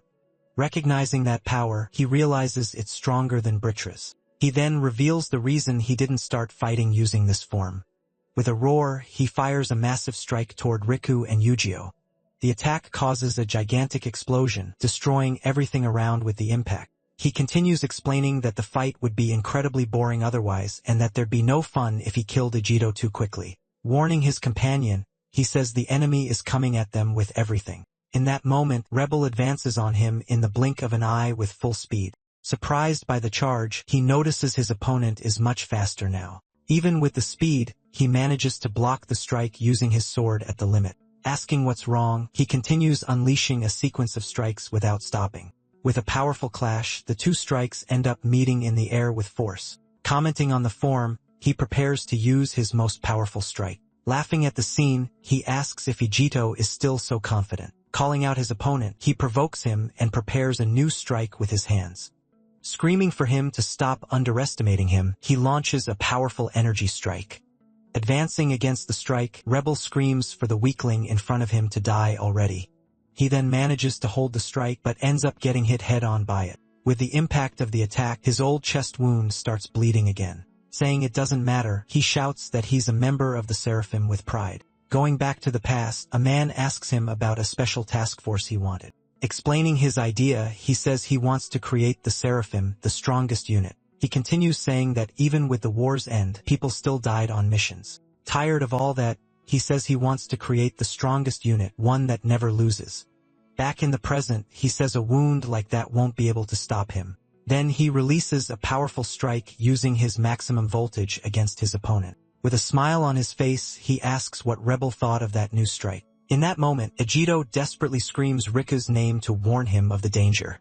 But Rebel suffers no damage. And with a quick strike, Rebel hits him head-on and gravely wounds him in the chest. The impact of the strike throws him forcefully against the wall of the place. Worried, Ejido asks if he's okay, but he says he can still fight. Even on the ground, he says the master swordsman and the heroes brought peace. With his last strength, he says they need to protect that peace at all costs. With that, he finally passes out and falls completely unconscious on the ground before his friend. Rebel then provokes him, saying all he has are weakling companions. Mocking him, he prepares to use one of his sword techniques. Naming his technique, he surprises Ejido, who stares at him not believing what he hears. He then fires a massive strike from bottom to top toward the ceiling. His strike hits the ceiling and ends up breaking that place's barrier completely. Flying outside, Rebel is surprised to see he managed to break the gate, saying now it's more interesting. He flies toward Ejido quickly. Then the two begin exchanging an incredible sequence of strikes in the middle of the sky. The two strikes clash in the air, causing a powerful impact explosion. With a roar, he prepares to launch a powerful strike against his opponent. He then launches several energy beams that go toward his enemy. Recognizing the technique, he says that's the famous Yatsurugi swordsmanship. In the sky, Ejido summons several swords that now completely surround his enemy. With a determined look, he names his technique as the illusory sword dance. The swords hit him from all sides, causing a massive explosion at the location. Back on the ground, he prepares a new strike with his sword in hand. With a quick movement, he delivers a powerful cutting strike in his direction. After the strike, he continues staring at his opponent with a very serious look. Saying the strike is strong, he admits it works well against the weaker ones. But he finishes the sentence saying that won't work against him at all. The two then prepare for the next great confrontation in the middle of the sky. He then prepares to use his own macabre dance against his great opponent. Advancing, he launches a sequence of several fire strikes toward Ejido. Feeling the impact of the strike, he can't avoid expressing his pain. Screaming for him to take that, Rebel launches a powerful strike. The strike hits Ejido with force thrown far away. Ejido falls to the ground hard. Panting, he realizes his last strike wasn't enough to defeat him. With a victorious smile, he shouts to Ejido that the battle had finally ended. He then begins gathering an enormous amount of energy in a magic circle. With a look of contempt, he states that at that moment he's much stronger. Using his technique, he fires a gigantic energy strike against his opponent. The powerful strike descends from the skies at high speed and hits the ground. Then the attack causes a gigantic explosion, which destroys everything around it. Giving a loud laugh, he shouts victoriously, saying he had finally achieved that. Looking at the explosion, he celebrates for finally defeating that bastard, Agito. Thinking about the future, he says he can now become even stronger. With an ambitious look, he shouts he'll finally be able to rule that entire planet. Suddenly, a massive energy explosion emerges, catching Rebel totally by surprise. Screaming it's impossible, he wonders how his opponent survived that strike. From within the light, Agito emerges, saying he's been thinking about this for 100 years. He then reveals he was thinking about how to further improve his final technique. Believing he can do this in this body, he faces Rebel, who screams his name. Enveloped by a powerful energy, he prepares for the purpose of his swordsmanship. He then reveals the name of the technique, his true final dawn. The scene shifts. A girl calls out for Shirori in the forest, telling her they should go home. Camera in hand, she shouts firmly that she's not going anywhere. She says she hasn't found the golden hammer snake yet and won't return without a scoop. Suddenly, a strong gust of wind rushes past them both, startling them on the spot. They hear a noise and wonder if it's the snake coming their way. Running toward the sound, she shouts that she's going to catch the golden snake. With a determined smile on her face, she yells excitedly that she finally got it. Looking up at the sky, she sees two figures battling and doesn't understand what's happening. The journalist, Shuri Irie, 25 years old, stares at the scene completely shocked. Using the camera's zoom, she manages to witness everything that was happening there. She sees a young man with power strong enough to affect the entire environment. Then she sees a guy armed with a sword standing against evil. Back to Ajito. He prepares for the purpose of his famous swordsmanship. Rebel then asks if he really thinks improving that technique can defeat him. Shouting that it's not enough, he prepares to use his macabre dance. He charges with everything, but Ajito manages to dodge all the strikes in the air. Unable to hit him, he shouts that he can't strike the swordsman at all. Launching a new blow, he tries to hit Ajito, who dodges once more. He then defends against a powerful strike that sends him flying far away. He shouts that it's impossible because Ajito's power has already surpassed his hybrid form. Using his swordsmanship, he prepares a double strike, a powerful storm of blades. The two attacks clash and create a flash that illuminates the entire sky. Facing the attack, Rebel watches the combined strike coming rapidly in his direction. With great difficulty, he tries to defend against the sequence of blows hitting him. Flying away, he seems to have been badly wounded by the last major strike. Shouting that he's a bastard, he launches several fire strikes without stopping. The strikes hit everything around, causing a series of huge explosions in the sky. Appearing behind him, Ajito prepares for the next major blow of the battle. With his sword, he delivers a swift strike, the sound of thunder's repetition. With a powerful shock, his blow hits Rebel square on with multiple attacks. Then he continues the assault, striking his opponent with the sound of lightning. Screaming in pain, Rebel is thrown hard to the ground by the force of the blow. After finishing the attack, he begins to descend slowly toward the ground. He realizes his body has no magic, which makes his strike stronger. In other words, he says that in a body without magic, he has incomparable potential. Readying his sword, he says the answer to all his power lies there. With a determined look, he prepares to show the result of his evolution. He then unleashes his supreme blade, which can even kill a dragon. Hit square on by the blow, Rebel screams in pain from the blade's impact. As he's consumed by the power, he screams in rage at not accepting defeat. With a furious shout, he releases a final and desperate explosion of power. Screaming very loud, he says he won't accept that defeat at all. He continues saying that, in his hybrid form, he couldn't possibly. He finishes the sentence saying it was impossible to lose as he fills himself with power. Shouting that he won't lose, he uses his final strike, the powerful howl of Rebel. With a roar, he fires the gigantic energy blast in his opponent's direction. Saying he won't make the same mistake again, he readies himself with his sword. He then says he'll use that power to save the world once and for all. With a determined look, he prepares to end that battle once and for all. Preparing for the final confrontation, he assumes his battle stance with the sword. He then reveals the name of the strike, the powerful and final total annihilation. The two strikes prepare to collide in the air with devastating force. Then the attacks clash, and his strike begins to push back Rebels. Surprised by the scene, he shouts that he's being pushed back by the blow. His strike is completely swallowed by Ajito's, which advances relentlessly toward him. Not believing it, he wonders how he's being pushed back like this. Being consumed by the power, he screams Ajito's name one last time. Desperate, the strike pierces through everything, cutting the sky and mountains with its power. Sheathing his sword, he observes the result of the battle finally ended by his blow. With a smile on his face, he finally says goodbye to his old enemy, Rebel. The scene shifts. A bus travels down a dark road during the night. Inside the bus, the journalist types excitedly, saying she witnessed something too incredible. She writes her story, a scoop about the mysterious descendant of the Master Swordsman. The day after the fight, she finishes her report on the battle against Rebel. Before the group, the Master says the 6 dragons have finally started to move. Praising her work, he congratulates her, but she says it was nothing much. Riku then explains that Ajito did all the work and that he was knocked out. Having a question for him, the Master turns to Ajito seriously. Just then, news about the legendary Master Swordsman's descendant begins circulating on the internet. Seeing that Ajito is in the news, he says he felt a distant presence during the fight. Lena comments that the guild treats S ranks like superheroes and walking billboards. She says the fact that Ajito is on the news shouldn't be a problem. Making this clear, the Master states that his existence doesn't make logical sense. He continues, saying that Ajito has power that surpasses S-rank mages. Hearing the conversation, Erika keeps watching everything with a somewhat serious expression. She then adds that according to the report, Rebel also seemed to know him well. With a direct look, he asks Ajito who he really is. Thinking about it, Riku agrees there's no way he's just a rookie. She says it's impossible for a swordsman without magic to surpass the guild's S ranks.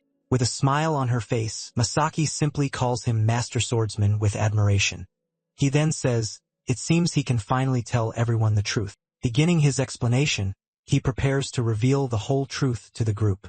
Revealing his identity, he says he is the reincarnated Ejito Yatsurugi, the legendary swordsman.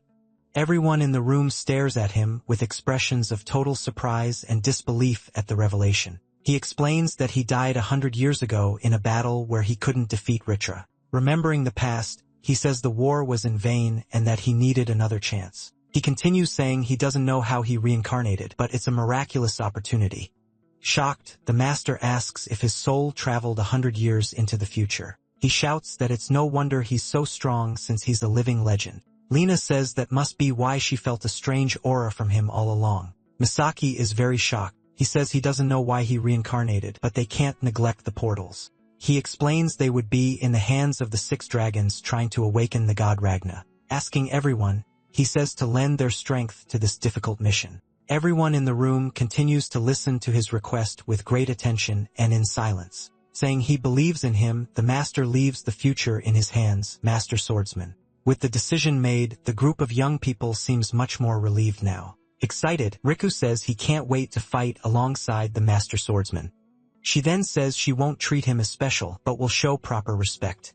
Erika thinks she's happy because she wanted him to see her great-grandmother once more. Seeing Miss Misaki crying, she approaches a bit worried about the situation. She then shouts that she knew it, that he is the true and legendary master, Agito. Seeing the exaggerated reaction, the group feels a bit awkward with that whole scene. She says she read everything about him and can't believe she met him in person. Riku then lifts him up while she continues to admire him up close. Just then, he starts running with Ejito while she desperately tries to catch up to them. Annoyed by the joke, she yells for them to stop that immediately, saying he has a question.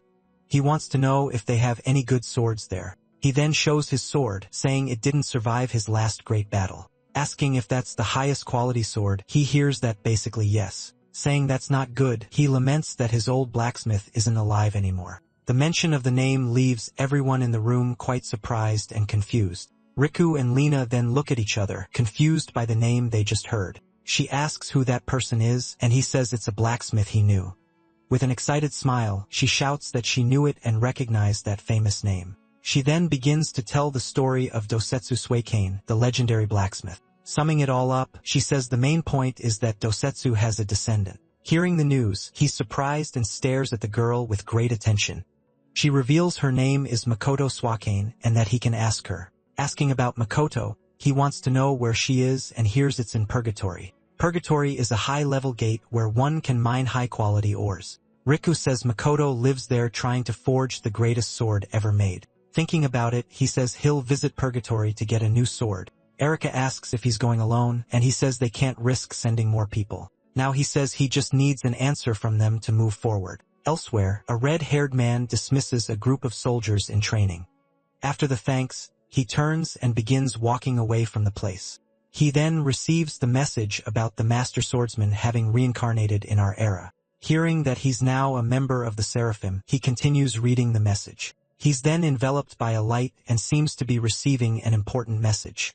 Using a telesphere, a magical tool, he begins communicating with someone distant. With a serious and attentive look, he continues receiving the message through the sphere. Agito's message says a crisis is coming and asks for help. Holding the sphere, he seems to have received Agito's message successfully. With a strong grip, he crushes the communication sphere in his hand with anger. Repeating his name, she seems not to have liked that message she received at all. He then says it will be her who protects this world, not the swordsman, Agito.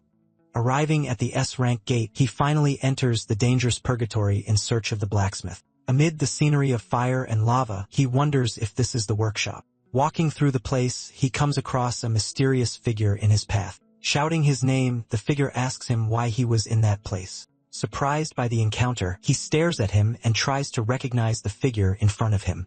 Remembering the past, he recalls one of the heroes who fought by his side. He then recognizes him, calling him by his name, the great Shin Kagura. With a smile, he says he's the captain of the Seraphim and a descendant of Ito. With a smile, Ejito says he knew and that it wasn't just a coincidence. He says he was just going to get his weapon from Makoto and leave the place. Thinking out loud, he says he was starting to lose hope of finding help. Shin says the guildmaster contacted him and that he came to see Makoto. Extending his hand to the newcomer, he prepares to make an important request. Calling him by name, he asks Shin to lend him his power.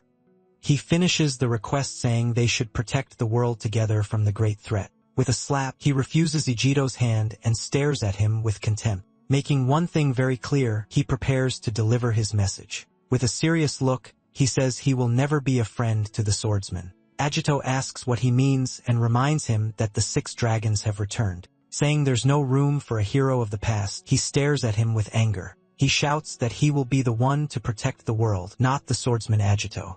Then with his weapon in hand, he prepares for a direct confrontation right there. The two stare at each other, ready to see who is the strongest between them.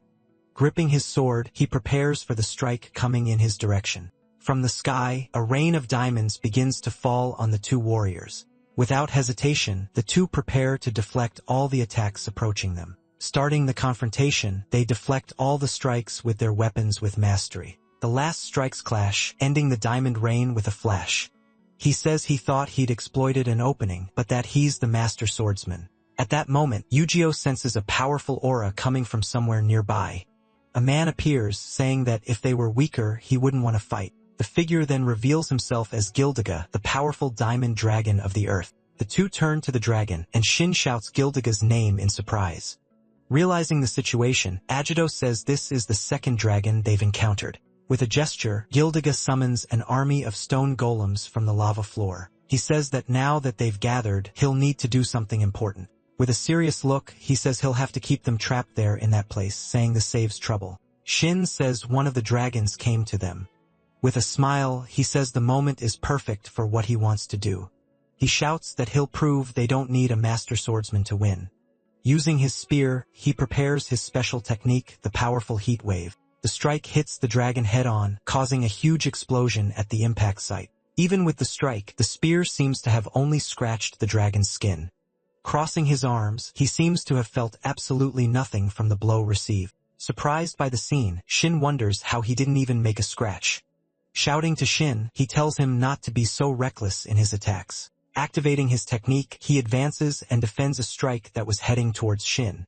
He then wonders if this was the same technique that managed to defeat Rebel, saying that, unfortunately for him, things wouldn't be so easy this time. The dragon says his body will be like armor and that he won't scratch it. With a serious look, he observes the confrontation unfolding before him. Gildiga advances and lands a powerful blow on Ijito with his fist. Taking the hit, Ijito spits and stares at the stone monster with surprise. Ijito is thrown far away, but the ground trembles with the arrival of more.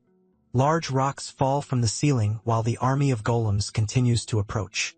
Shocked, Shin wonders how he deflected the attack of the powerful master swordsman. He thinks the blow was strong, but it didn't damage him because his sword is damaged. Then, the golems that were on the ground begin to rise one by one. Surrounded by his golems, Shin feels the pressure and power of the stone army.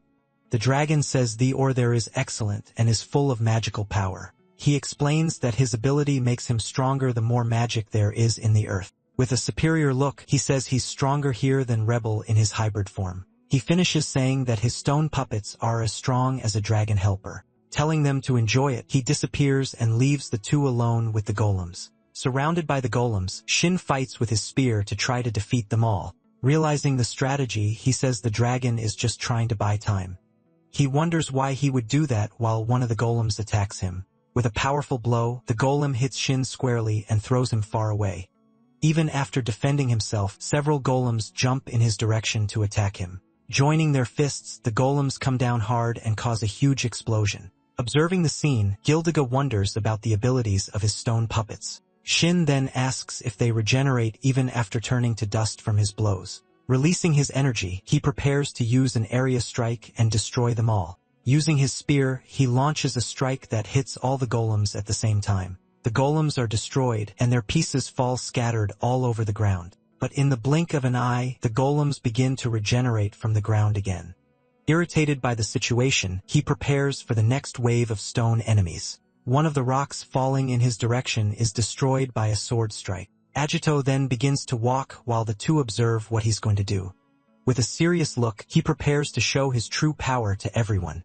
He then walks to the center of the arena, positioning himself for the great battle. Saying there in his way, he removes his tie and dress shirt. As the golems advance, he prepares to use his combat techniques. With his hands and fists, he concentrates his energy for the next great attack. Showing his style, he reveals his powerful and legendary Yatsurugi martial arts. Using his palms, he unleashes a sequence of strikes that destroy the golems. The two stare at him, surprised that he knows how to use martial arts with mastery. He then asks if they thought he couldn't fight without a sword. All the golems on the battlefield are destroyed by his strikes in sequence. The pieces of the golems fall everywhere, and Shin observes everything in silence. After the attack, the destroyed golems remain silent and motionless on the ground. Surprised by the scene, he wonders why the golems aren't regenerating. He explains that he used the wind power he gathered with his previous technique. He continues saying that Gildiga's magic covers the golems and regenerates them. He finishes, saying that when the magic disperses, the golems become useless. With a confident smile, he stares at the dragon, ready for the next move. The dragon, however, continues to stare at him with a serious and unwavering expression. He says he talks as if it were easy, but that it's not that good. Joining his hands, he prepares for the next great strike of the battle. With a determined look, he says that next he's going to shove his fist into him. With a serious look, Shin says he's figured out how everything works in that place. Saying it'll be easy now, he spins his spear and prepares a new strike. Using his spear, he spins and attacks all the golems around him with one blow. Naming his technique, he uses the powerful and swift strike of the celestial wind. With a roar, his strike destroys all the golems at once with its power. The pieces of the golems fly everywhere, completely destroyed by his attack. After destroying them all, he turns and faces the dragon with his spear in hand. The dragon then laments, saying he ruined his precious stone puppets. At that moment, Ijito charges forward and prepares a powerful strike with his flaming fist. With a determined look, he prepares his attack to hit the dragon head-on. He then lands a powerful blow on the dragon's chest, releasing all his energy. The dragon braces himself and takes Ijito's blow without even moving. After the attack, Ijito stares him down, ready for whatever comes next. He says he didn't want to use that since it drains a lot of energy at once. Then rocks begin to cover the dragon's body like stone armor. A large rock forms on the ground as the two watch carefully. The ground starts to crack and the rock prepares to reveal something. With a smile, he says he has no choice and releases his new form. The two prepare to fight against the powerful hybrid form of the dragon Gildiga. He then leaps toward Agito, ready for the first attack of the battle. With a quick movement, Agito prepares his fist to counter the dragon's strike. The blow hits the dragon, but his super hard skin protects him from the impact. Feeling the impact on his arm, he stares at the dragon with an expression of pain. Far from there, Shin readies his spear to use one of his strongest techniques. He then uses his powerful technique, the feared and legendary Dragon Slayer. The strike hits the dragon dead on, but he defends it with his ability. The spear can't pierce his skin, and Shin stares him down with a serious look. He then leaps to the side, preparing for the next attack against the dragon. Agito explains that the hybrid form increases all the dragon's stats, not just defense. With his body cracking, the dragon prepares to show his true power. The dragon attacks Ijito with a powerful blow, but he manages to defend himself. He's then thrown far away while Shin watches the scene carefully. Shin tries to land a strike, but the dragon defends it with his hardened arm. The two face each other, determined to win that difficult and complicated battle. Agito then releases a wave of energy, preparing for the next attack. He continues to release his energy as he prepares to fight with everything. Shin gets irritated with the situation and prepares to use another one of his strikes. He then leaps and strikes the ground with his spear, creating a crater. The blow hits the volcano, which starts to tremble from the attack's impact. At that moment, the volcano begins to erupt with full force. A massive explosion of lava happens, showing the power of that dangerous place. He says his body is in super hard mode and that nothing will affect him. He then summons new golems, stronger and ready for the great battle. Saying he could simply finish them off, he stares them down with a serious look. Agito realizes the dragon has strengthened his soldiers for the next fight. The dragon prepares and creates a magic circle for a new powerful strike. He then launches a rain of diamonds that attacks the two warriors relentlessly.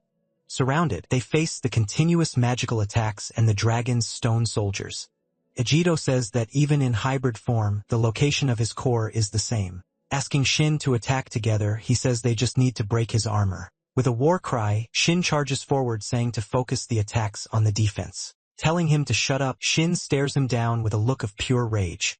He says he already warned that he's the one who will be Earth's protector. He shouts that someone like Ejido, who died a long time ago, wouldn't understand anything.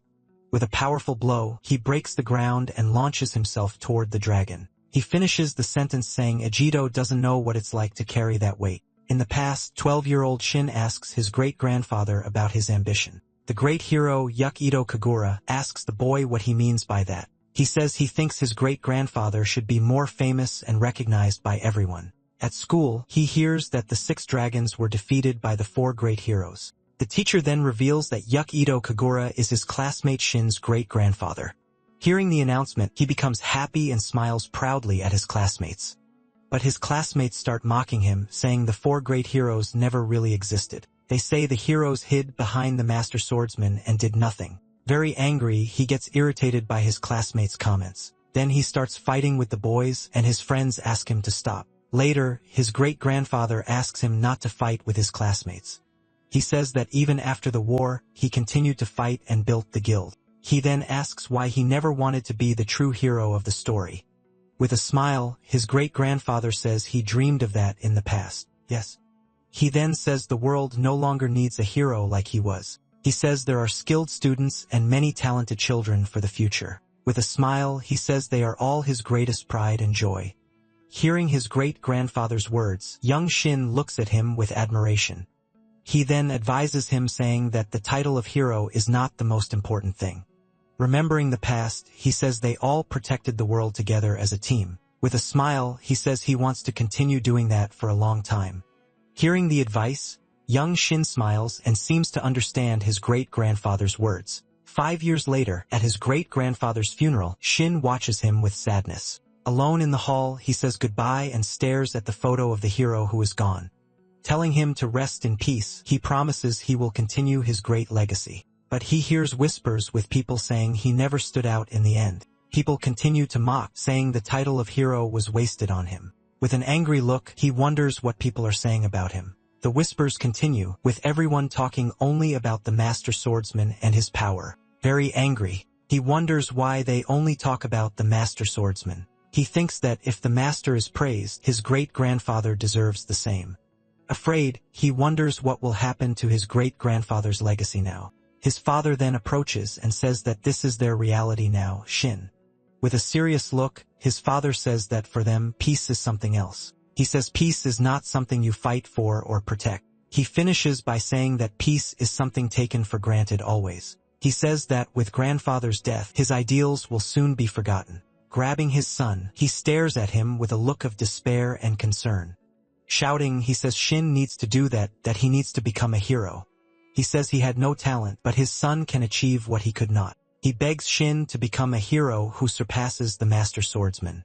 He finishes by saying that's how he can continue his grandfather's legacy. With a serious look, young Shin seems to understand the weight of those words. With a determined look, he says he will do that no matter what it takes. Back in the present, he launches a powerful blow with his spear against the dragon. He remembers that for 4 years, he dedicated himself to honing his great skills. Completing all kinds of missions, he defeated very strong and formidable enemies. Promising he will restore his family's former glory with his own hands, he says he will continue his great-grandfather's legacy no matter what happens. With a shout, he says he will be the protector of the world, not the swordsman. Shouting for him, Agito alerts him about the danger approaching rapidly. He then warns him that the golems are coming from above to attack them with everything. He then spins his spear and destroys all the golems that were attacking him. The dragon taunts him, saying he's daydreaming during the fight. Realizing the trap, Shin sees the dragon has hidden among the stone soldiers. Being hit, he can't avoid the blow and feels the impact with pain. The dragon then attacks him with a powerful energy blast at point-blank range. The two turn to the scene, shocked by the dragon's surprise attack. Grabbing his fist, Ejido screams in pain as the dragon attacks him relentlessly. With a shout, he releases a large amount of energy from his fist. He then hits the dragon squarely, causing a huge explosion of impact. The blow sends the dragon to the ground with the attack pierces through the floor and causes a large crater with its force. Panting and wounded, Agito knows that battle isn't over. He says he doesn't know why he despises him or what burden he carries, but he asks that even if just for this fight he lend him his strength. With a smile, he says he wants to continue protecting the world they defended together. Hearing his words, Shin stares at him with a look of surprise and astonishment. Remembering his great-grandfather's words, he seems to have understood what he needs to do. The dragon praises the blow but says that's all he can do without a sword. He says that, however, without a sword, that's all he can do. He finishes by saying that to save the world, he needs to be stronger than that. Warning Agito, he says he won't go easy in the fight because of him. He says not to blame him if he gets caught in his attacks and spins his spear. Asking to synchronize the attack, he puts his companion on alert, suggesting they break the armor together. His partner agrees and prepares. Then, with both of them ready, they advance together into combat. Flying at high speed, the two rush rapidly toward the enemy. Facing the horned adversary, they prepare for the big confrontation. Jumping together, they descend with a combined strike toward the opponent. Defending the attacks, the enemy blocks the duo sequence of blows. With the impact of the strikes, the adversary seems to notice their strategy. They say they're faster and that they'll catch him soon. Noticing the improvement, he comments that their movements are better now. When they attack again, the opponent prepares a powerful counterattack. Launching a massive blow, he attacks Agito with force. Grabbing both at once, he manages to trap the duo in his hands. He then warns that if he caught both of them, it would all be over. Delivering a potent strike, he hits one of the captured heroes dead on. With the force of the impact, various debris is hurled in all directions. Then a surprise attack comes from behind, hitting the enemy square on. Thanking the help, he says they're finally even now. Using a martial art, he creates multiple copies of himself on the field. With his technique, he launches several simultaneous strikes against the great enemy. Perceiving the tactic, the enemy says they're aiming for his core. Then one of the clones lands a precise blow right on his weak point. High above, his partner prepares for a devastating aerial attack. Spinning his weapon, he descends with a powerful strike toward the opponent. Then the enemy understands he was preparing for the real attack, saying that, unfortunately for them, something unexpected happens with his body. Revealing new hands, he says he still has a few tricks up his sleeve. Shouting, Agito warns he has more free hands than the adversary himself. With swift strikes, the clones manage to break the arms that emerged. Without hesitation, the final blow hits the enemy's core with full force. With the attack connected, the warrior finishes the strike by driving the weapon into the opponent. With a furious look, the enemy prepares for one last desperate attack. Screaming, he releases a huge amount of power from his own body. Feeling the ground shake, the duo of heroes stays alert for danger. Then gigantic rock structures rise from the earth, surprising the two warriors. He realizes the last attack wasn't enough to end it all. His partner then says they only have one option left now. Determined, they advance, saying they'll keep attacking until the enemy falls. Launching multiple blows, they attack relentlessly while the opponent begins to laugh. Grabbing both of them, he praises, saying their attacks were great. With a quick movement, he hurls one of the heroes far away from there. Warning that this is his final attack, he tells them both to prepare. Then an enormous magical symbol forms in the sky and on the ground around them. From the ground then, several energy pillars surround the duo on all sides. Floating in the air, he warns that if the blow hits, he wins the fight. Floating in the air, he says, if they pierce through the attack and reach his core. Completing the sentence, he says, if they do that, victory will be theirs. Facing the threat, the warrior plants himself on the ground and readies his spear. Then a massive eruption of energy advances with full force against the duo. Impressed by the size, he says it's huge and hears the call to retreat. Saying he still doesn't approve of him, he faces the giant energy ball alone. Having a flashback, he remembers his great-grandfather who he deeply respected. He then says he doesn't want to see the wishes of his great-grandfather who he respects so much. Gathering energy in his spear, he prepares for a massive counterattack. Completing his words, he says he doesn't want to see all of that become nothing. Using his technique, he launches a powerful strike toward the enemy attack. Then, the two attacks clash in the air with devastating force. With the impact, his blow begins to crack the opponent's attack at the center. Breaking through the barrier, his energy spear advances toward the enemy. Observing the attack, he says all of that was quite disappointing in the end. Questioning what was said, he asks if the enemy is sure about that. Then the enemy notices something unexpected and suddenly goes on alert in combat. Looking for his partner, the enemy wonders where he could be now. Answering the call, the warrior emerges high above the horned adversary. Gathering energy in his hands, he prepares a strike with his special technique. Using his martial art, he descends with a devastating blow on the opponent's head. With the impact, a gigantic column of energy rises to the heavens with force. After the attack, he floats in the middle of all the raised dust. Breathing deeply, he seems quite tired after using such a powerful blow. Emerging in the smoke, the enemy says it's a shame things ended this way. Looking at the hero, he says he hoped the fight would be different. Revealing a hole in his chest, he says he wanted to enjoy the fight a little more. With the fatal blow, the enemy's body is thrown backward, lifeless. Then his body falls to the ground with an impact that raises a lot of dust. Exhausted after the long battle, the two warriors breathe with difficulty.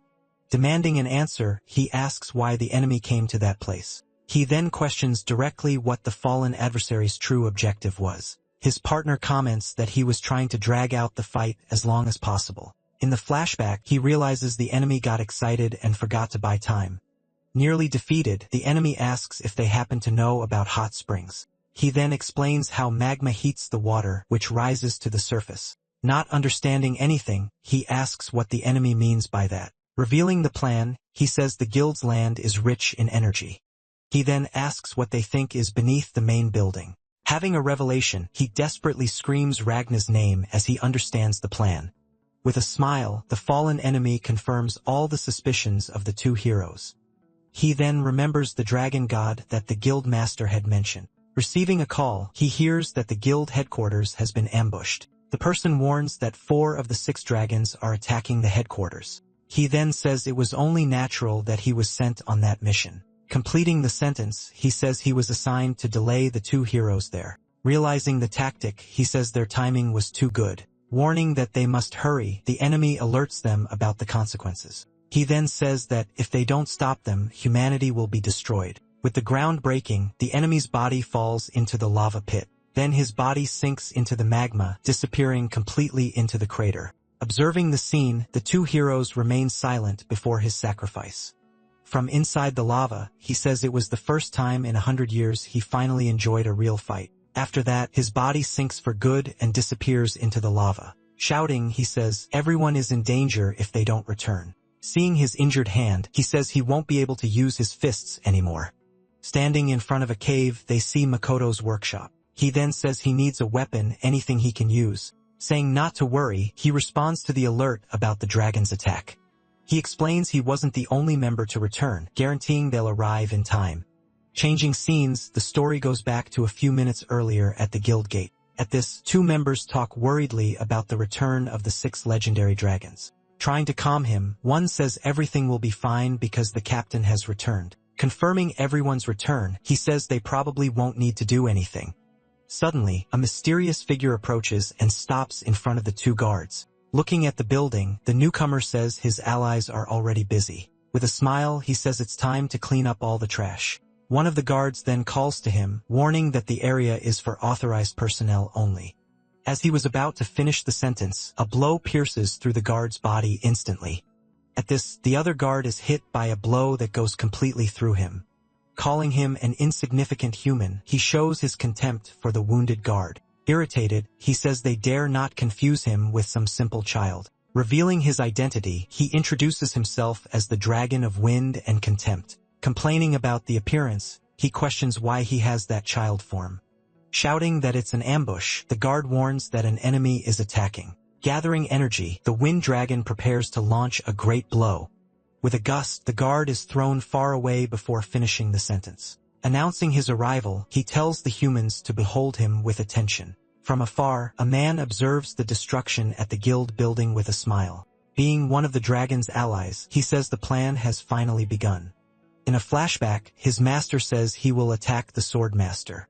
He then orders his servant to watch the perimeter and handle the reinforcements. Warning to be careful, he says some humans can fight on equal terms. Thinking about the master's words, he boasts about his own strength now. With one of the 6 dragons gone, he sees a great opportunity to grow. As he was about to claim victory, a surprise blow hits him square on.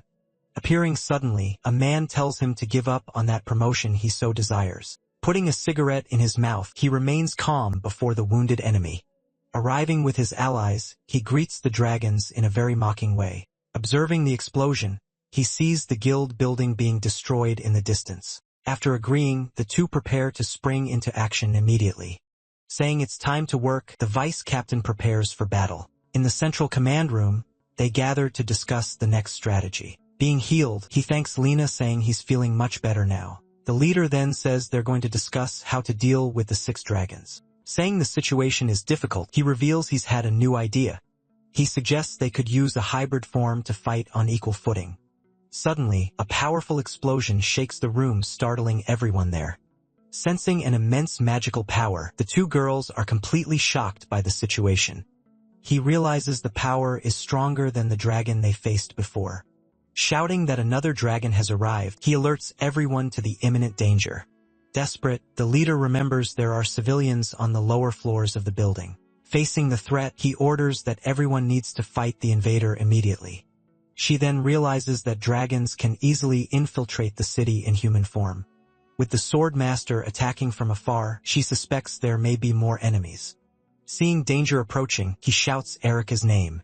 Asking to use the shield, she creates a barrier and protects the group from the attack. Asking if everyone is okay, she receives thanks from her frightened companion. She then warns them to keep their guard up because the real fight is about to begin now. Looking at the destroyed door, they see a new enemy emerging from the darkness. Then the mysterious woman asks if they're the group known as Seraphim. With a confident look, she says she's going to see what they're capable of. Introducing herself, she says she's going to play around a bit with all the heroes present. He realizes her power is different from what they felt on the floor below. Frightened by the situation, the girl realizes 2 dragons are attacking at once. Saying not to worry, she warns she'll only fight until Ragnar wakes up. Manipulating water, she creates several creatures to attack the group of heroes there. With the pressure of the attack, the floor and walls begin to crack all around. She says sometimes she doesn't know her own strength when it comes to fighting. With a threatening smile, she asks them to try to stay alive in the battle. Switching to the guild's basement, a man descends to the lowest level. Confident, he says he knew he'd find it right there in that hidden place. Before the entrance, he calls it the gateway to the underworld of the dead. Activating a panel, he uses his authority to open the secret passage there. As the door opens, he says he'll finally become the next king of everything. Revealing his identity, he shows himself as the Dragon of Darkness, Bitra. Outside, the guild guards desperately shout that they're under ambush. Running, they organize themselves to find the invaders who attacked the location. Sitting on a bench, a man observes the whole situation from afar on his phone. He then says he's happy to have manipulated the draws that were made, revealing himself as the fairy dragon. He says observing is perfect for relaxing. He comments that his ally will take care of all the dirty work and confusion. When he was distracted, Tetsuya appears silently right behind his bench. With a single finger, he launches a strike that causes a huge explosion. After the impact, he stares at the wreckage with a serious and focused look.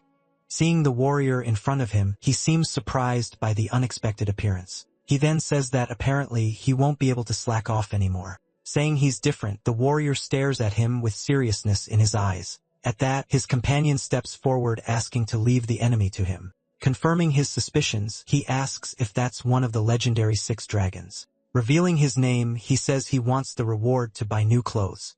Giving a thumbs up, his leader approves the idea and seems to agree with him. All excited, his partner shouts saying she also wants to go shopping. She complains that they ruin their clothes all the time in that thankless job. Staring at the trio, the dragon asks if they're really the Seraphim group. Saying he'll finish quickly, he warns he needs to read his comic in peace. Agreeing with the idea, she says they were also thinking the same thing. With his technique, he summons a shadow servant for the battle that begins. Right after, the creature rapidly advances toward the dragon for the first strike. Saying, "Let's begin," she launches a support spell to strengthen her ally. With the support spell activated, he prepares for the combined attack. At that, the shadow creature begins to writhe and change form. Then multiple eyes emerge glowing from within the darkness of the summoning. Before the dragon, the creature reveals itself as a giant wolf of pure shadow. Perceiving the tactic, he says one of them must have an amplification ability. Giving the order, he commands his creature to advance against the enemy immediately. With a swift leap, the shadow creature lunges at the dragon. While the attack happens, the other group members watch everything carefully. Hitting the target, the creature's strike causes a massive impact on the adversary. He asks if other members of the Seraphim squad also returned with him. Confirming their return, he says 3 other members came back to the base too. Explaining about the reinforcements, he says the vice captain is the strongest. He then states that the vice captain is probably the strongest member of the group. Upon hearing the news, his partner is visibly surprised by the information. Saying he came to find Makoto, he believes the others will hold off the attack. Just then, a giant figure approaches them, interrupting their conversation. Suddenly, a furious voice screams at them both, startling them. Coming out of the cave, a woman asks why they were making noise in her workshop. In a rage, she yells that they ruined her newest weapon creation. She then puts all the blame on both of them, shouting with a very angry face. Recognizing the woman, he shouts Makoto's name, the blacksmith's descendant. When he tries to explain the emergency, she yells saying she doesn't care. Furiously, she says nothing is more important than forging her weapons. Arguing with him, she complains that he came back earlier than they agreed before. Surprised by the scene, he says he's never seen his friend like this before. Pointing at the other one, the blacksmith calls him with a very loud shout. Saying she doesn't recognize him, she asks if he's the master swordsman. Shocked by the question, he wants to know how she knows him so well. Analyzing his posture, she says he's always ready for an attack. Concluding her analysis, she states he can only be the master swordsman. Impressed, he praises the great skill of the famous blacksmith's descendant. Seeing the weapon on the ground, she asked what happened to the broken sword. Answering the question, he says the sword broke in a previous fight. Starting to cry, she picks up the sword from the ground and calls it poor thing. Lamenting for the weapon, she says its condition is horrible and very sad. Kneeling on the ground, she promises she'll fix it and make it good as new. With tears in her eyes, the blacksmith Makoto continues lamenting the weapon's state. Changing scenes, it's shown that she inherited the talent of her legendary ancestor.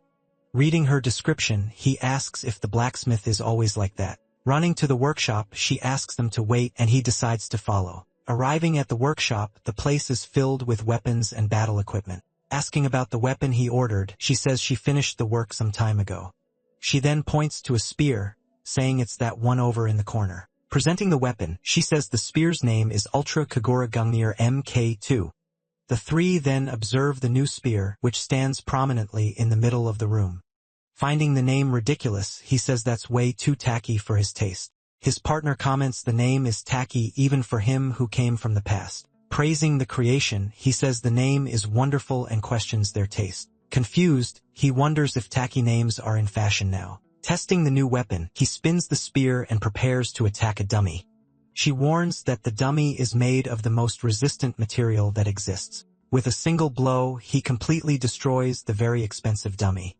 Saying it's not bad, he tells Makoto he'll take the spear. Saying she has a weapon, she asks if he expected her to come. Touching the wall, she says her great-grandfather always talked about him when he drank. In a flashback, she remembers him blaming himself for his friend's death. She thought if she had given him a better weapon, he wouldn't have died. With a serious look, he listens in silence to her family's story. She then tells him they forged a single sword for over 100 years. Before a new door, she says they prepared for the war. Completing the sentence, she says they did everything to fulfill their role. Revealing the weapon, she shows her family's masterpiece, the Dragon Slayer. With a serious face, he observes the sword that was made especially for him. Holding the sword, she remembers the old master swordsman she met before. Handing over the weapon, she says the sword finally belongs to him now. Holding the sword, he prepares for battle with renewed determination. Feeling the weapon, he realizes the sword seems very familiar to him. In the flashback, it's shown they were partners for many, many years. Forging the sword, he could clearly feel all his friends' will. Remembering the past, the 2 blacksmiths put all their effort into that weapon. Holding the blade, he felt all the will that was incorporated into the sword. Then a voice from the past asks him not to die this time in battle. With a smile, he thanks Dosetsu for the incredible weapon he received. Calling him to the fight, his friend says they need to go right now. Then they warn that all his companions are waiting for him there. After the dust settles, the group observes the result of the attack. Surprised, the girl comments that it was a precise and clean hit. Still, the adversary doesn't seem to have suffered a single scratch. Suddenly, an explosion happens in a building very far from there. Worried about the collapse, he warns that they need to split up now. Turning to Nagi, he asks him to keep holding the enemy here. Then he turns to Asami, who listens to everything without understanding. Apologizing, she warns that she thinks her friend is in danger. Saying she's heading there, she simply leaps toward the building. He then says it's alright and that he has an order. Looking seriously at the enemy, he tells Nagi to survive at any cost. On the other side, the enemy tells them to go and run away once and for all. Floating, the enemy launches multiple strikes in the direction of all of them. Being hit head-on, one of the girls screams while trying to dodge. Then her partner creates a barrier, shouting for Masaki to come to her. Shouting Lena's name, he prepares, and she confirms. The two then position themselves to use their strongest attacks. Firing together, they launch the combined attack against the adversary, but the strikes seem to have no effect, being defended easily. Seeing the result, he's completely shocked by what happened. She then says she loves energetic prey because the fun increases. Frightened, the girls comment that the strikes didn't even scratch her. Then her partner asks if he also noticed that. Confirming, he responds yes, that he also managed to notice. He says she dodged at the last second, revealing her weakness. To break through the defense, he explains they would need to use a hybrid form. Preparing himself, he decides that maybe it's time to use that technique. Concentrating all his energy, he prepares for the next action. Suddenly, a strong impact hits the wall near the adversary. Arriving with everything, a girl lands in the middle of the confrontation. From below, the character observes the result of her sudden arrival. Not understanding anything, he's shocked by the girl's unexpected appearance. Recognizing the newcomer, her companions shout her name. Warning that it's good to see them, she says she'll take over the fight. Impressed by her presence, the two girls look on in shock. Changing scenes, he's standing alone in front of a crater. Asking for the enemy to appear, he states he knows he didn't die. Emerging calmly, the opponent complains, saying how annoying that is. He says there was no need to notice him so quickly like that. Without warning, the creature advances and lands a blow on his neck. After attacking, the creature pulls away, leaving the man wounded. Observing the enemy, he finally recognizes him as the Dragon of Light. Saying he already warned him, his creatures advance toward the enemy. With a cold look, he orders the adversary to die at once. Finding it funny, the enemy simply mocks the whole situation. Then he changes his expression, saying that Asura is very annoying. Changing scenes, Asura complains that he's bored with weak opponents. Looking at the defeated enemies, he regrets not going with his companion. Tetsuya then appears, asking if he wants a real fight. Noticing the bodies disappeared, he asks who that old man is. He then introduces himself, saying his name is Tetsuya Wolf Yagyu. With an air of superiority, he says he'll crush him completely. Throwing the cigarette away, the object goes flying toward Asura. In an instant, the man appears surprisingly right behind the opponent. Questioning Asura, he asks if he's showing off his speed. Turning around, he says even so he can still see him. Floating in the air, he says the word triple to Asura. Not understanding how he did that, Asura is completely shocked. Summoning a light, he prepares to cut all existing things. Then he fires the strike, launching a massive attack downward. With immense force, the strike hits the ground and explodes. After the smoke dissipates, he remains standing in the same place. Lighting a cigarette, Tetsuya comments that this is the first time since Shin that someone managed to withstand that attack, seeing Asura survive. Giving a laugh, Asura seems to be enjoying the fight very much. Praising the old man, he says he's been bored since he was revived. Finally finding a real fight, he proposes they fight to the death. With an irritated look, Tetsuya just calls Asura a brat. Split into three, the ambush against the dragons presents its first confrontation. Meanwhile, Nagi Sakaki faces the powerful fairy dragon head-on. In the third battle, Tetsuya Wolf Yagyu stands before the Dragon of Contempt. With a smile, Asura says the fight continues until one of them dies. Looking irritated, Tetsuya just calls him a brat and gets ready.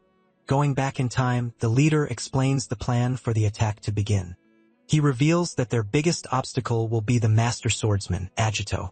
The first part of the plan is to keep the swordsman away from headquarters. All of this so they can finally awaken the sleeping dragon god. Giving the final order, he tells them to kill any human in their way. Hearing the order, the four chosen for the mission prepare themselves. Arriving at the location, the villains meet up before starting the attack. He then says that their companion was a fool for dying early. Asking about humans, Asura doesn't understand what he means. He explains that for them, the weak are devoured by the strong. Not understanding, Asura asks what's the problem with that conversation. He then says that humans possess a different kind of strength. Saying they seem weak, he remembers a simple meal, but he admits that sometimes humans manage to move him deeply. Showing a card, he questions if there's another way besides fighting. Then he turns and asks if Asura finds him strange. With indifference, Asura answers that it doesn't matter one bit. Jumping, he says he only cares about fighting someone strong. He says he's anxious for the world they're going to create soon. Turning around, he says the swordsman is who he wants to face the most. Questioning his partner, he asks if only the swordsman is worth it. With a smile, he feels the two can finally understand each other. Staying silent, Asura seems to think a bit about the conversation. Back to the other fight, he analyzes the enemy's impressive speed. With a big smile, he finds the whole situation very entertaining. Asking if he's stronger, Asura questions him about the swordsman. With a mocking air, he asks if the little boy is afraid. Shaking his head, he prepares to start the attack. Screaming that he's not a little boy, he charges forward with everything. He then boasts about being the fastest of the 6 dragons. With a smile, he says he'll reveal all his tricks. Advancing for the strike, he's surprised by the word quadruple. Floating in the air, Tetsuya stares down at him after the blow. Realizing the new speed, he's amazed by his opponent's power. Firing a strike from above, he forces Asura to retreat, creating a whirlwind. He prepares for the immediate counterattack. Launching the great whirlwind, he attacks with his full strength. Seeing the reaction, he wants to know if the dragon understands the essence. Concentrating his power, he prepares to flow with ferocity. Pouring out his energy, he fires the attack called Light of Illusion. Dodging the attacks, he jumps to escape multiple light strikes. With a simple gesture, Tetsuya calls him to continue the combat. Being caught by surprise, he sees the strikes coming directly from the ground. Barely dodging, he realizes the enemy controls the attacks freely. Understanding the fighting style, he concludes that Tetsuya is a counterattacker. Analyzing the situation, he smiles knowing his opponent's specialty. Now having more options, he prepares his own strike to counter. Launching a sextuple whirlwind, he attacks with immense power.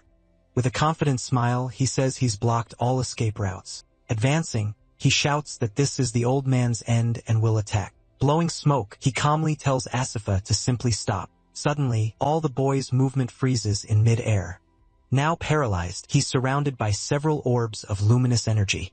Seeing all of that, he understands the true nature of Tetsuya's power. Changing scenes, Tetsuya walks while the building explodes in the background. In silence, Tetsuya just observes the situation unfolding ahead. Floating in the air, Asura says he finally understood everything now. He then shouts that his opponent's ability is to manipulate time. Explaining the technique, he says Tetsuya accelerated and stopped time. Asking if he's right, Tetsuya just responds with who knows. Praising Asura, he questions if he's going to run away and go home. Shouting no, he points and says they must continue the fight. While preparing, he asks how long Tetsuya stops time. Continuing the question, he suggests that maybe it's just 3 seconds. Saying it doesn't matter, he releases his hybrid form promising to tear through time. Surrounded by intense energy, he faces Tetsuya ready to attack. Seeing the hybrid form, Tetsuya says he now has no other choice. Preparing himself, he says adults must stop brats like him. Being flexible, wind magic can be used for both attack and defense. However, its lower attack power led to his previous defeat. Facing each other, they prepare for the continuation of combat. Smiling, he raises his hand, initiating his newest devastating strike. Using the Great Catastrophe, he attacks with a gale of pure destruction. Caught by surprise, Tetsuya screams as he's hit by the windstorm. Impressed, he questions the massive power increase of the hybrid form. Seizing the chance, Asura charges at him with speed. Landing a direct hit, he throws his opponent backward with force. He prepares another strike aiming to hit Tetsuya's face, but Tetsuya counterattacks using his quadruple ability once more. Complaining about the situation, he notices that Asura's speed has also increased. Attacking with his Light of Illusion, he fires multiple energy blasts. Even being hit, 151-year-old Asura endures. It's then revealed that in human age, he would only be 14 years old. Being very young, he shouldn't compare to other ancient dragons. So the question remains how he became one of the 6 dragons. Showing his talent, the Dragon of Contempt has an aptitude for combat. If he were more mature, the fight from a century ago would be different. With a smile, the two face each other, ready to continue the battle. This ability would have given the swordsman, Ajito, much more trouble. Not understanding, he wonders how this can be happening in the fight. Screaming, he questions how Asura adapted so quickly to the strikes. Bringing his hands together, he prepares a new strike with a different energy. Flying over the city, he's surrounded by dozens of energy spheres. With a smile, he says the same type of attack used before will never work against him more than a single time in battle. Using the Scarlet Tempest, he launches all the strikes downward. Being surrounded, Tetsuya is caught in the middle of all the attacks. Converging at once, the strikes generate a massive and powerful explosion. Observing the smoke, Asura floats amid the city's destruction. Landing on the ground, he prepares to continue the confrontation against Tetsuya. Looking at the building, he says he wants to ask something important. He then questions if Tetsuya has another trick besides stopping time. With a smile, he says Asura is very funny and mocks him. He asks if Asura thinks he would reveal his secret so easily.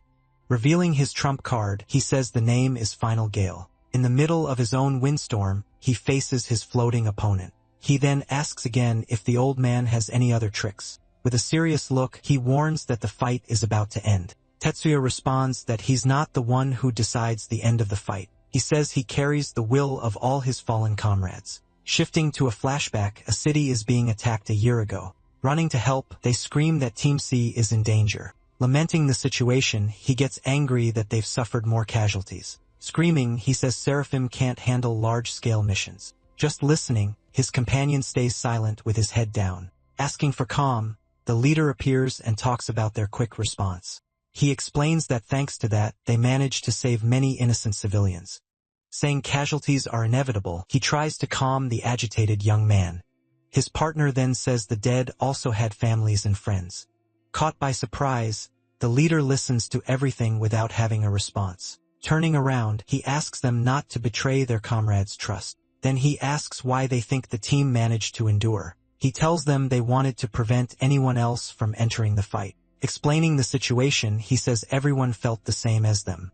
According to him, the dead left them to continue the important mission. So he questions if they should really be blaming themselves now. In silence, the two young men process their leader's harsh words. Taking the lead, he asks the team leaders to report. Asking for a map of the area, he warns they need to reconsider the strategy. Saying they must look to the future, the swordsmen will now guide them. With a firm posture, the leader prepares to give the new orders. Back to the fight, he floats and prepares to speak with Asura. He then warns it will only take 3 moves to defeat him completely. First surprised by the statement, Asura then starts laughing loudly. Screaming for him to try, Asura releases his final gale with everything. Activating his vision of the future, Tetsuya prepares for the counterattack. Watching the attack, debris begins falling in his direction.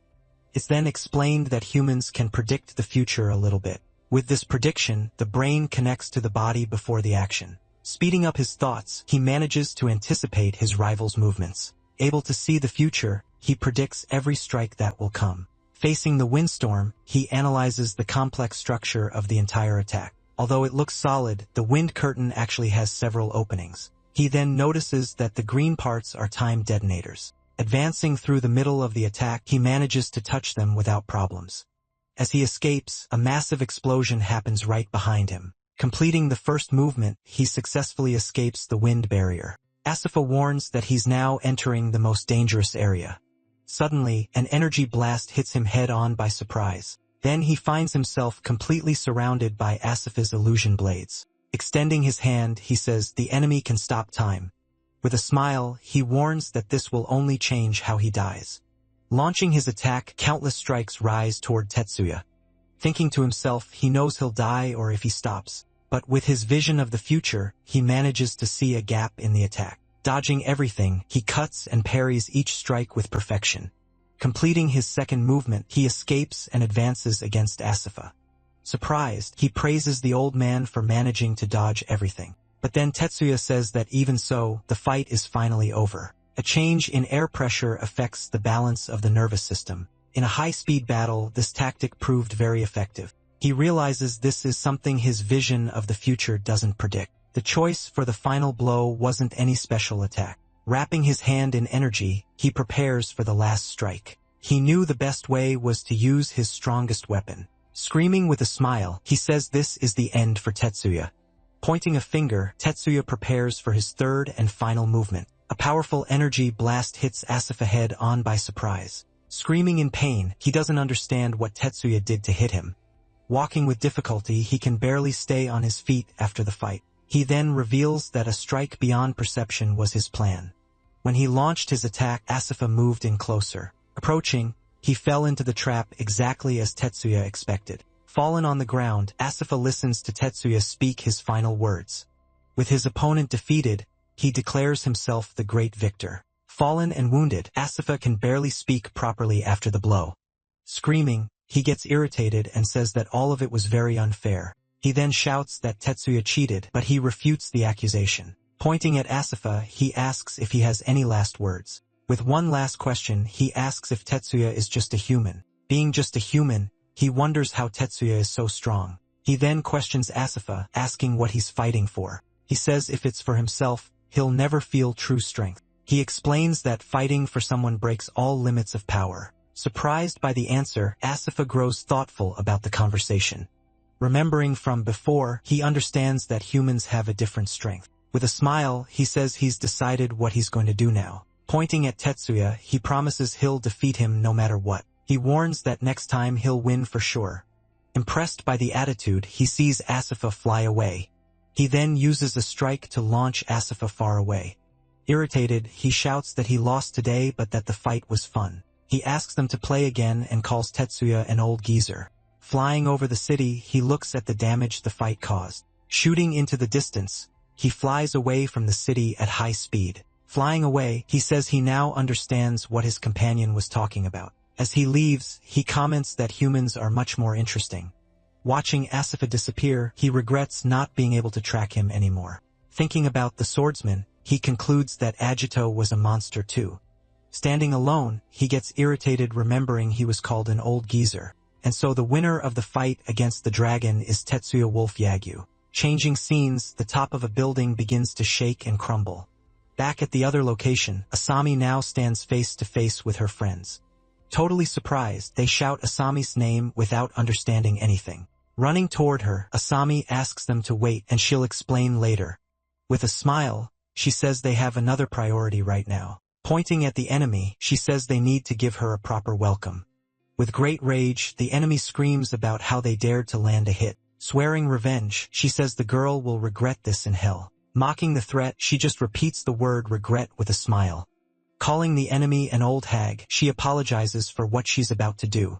With a big smile, she warns that she's decided not to regret anything anymore.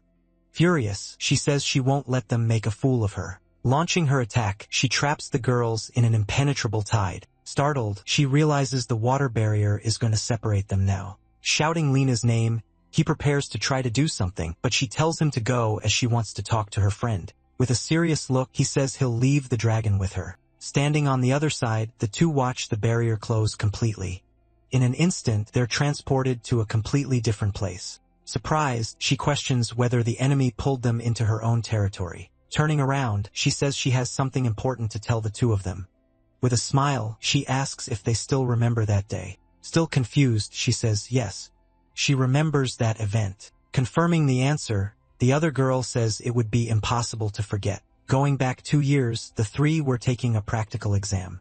She says if they defeat the demon, they'll have the best grades in the class. With a smile, she says Lena worries too much about things. The other girl agrees, saying they'll be fine like always. Still, Lena remains a bit apprehensive about the situation. Remembering the past, she recounts that she was much weaker and shyer. She says Erika and Asami always included her in every conversation. Being only a rank C, she was afraid of putting her friends in danger. Slapping her, Asami tells her to stop with all that nonsense. Hugging her friend, she tells her to stop worrying about it. She then says her friend just needs a little experience. Agreeing, the other one tells them to just do what they always do.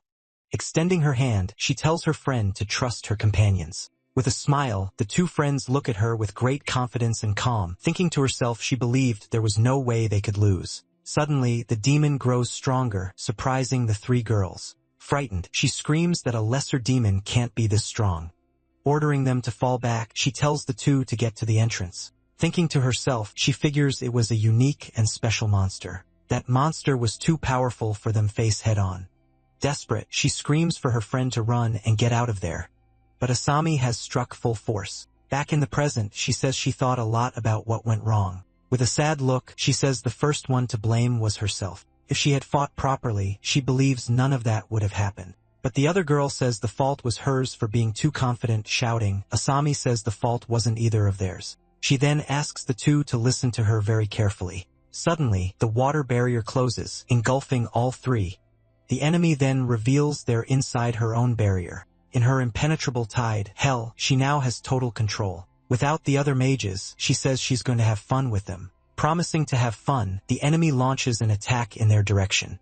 With a smile, Lena says giving water to an ice mage was a terrible move on her part and freezes all the water. Turning around, she says she's not the same weak little girl from before. Then she warns she can do this alone and will be really quick. Surprised by the attitude, Asami can't say a single word. Her other friend yells no because they don't know what to expect. Angrily, the enemy says they don't know their place. Emerging from the water, she says what Lena did was useless. She then screams that was nothing more than a bug bite. Yelling for them to be careful, Erika creates a sacred shield and protects them.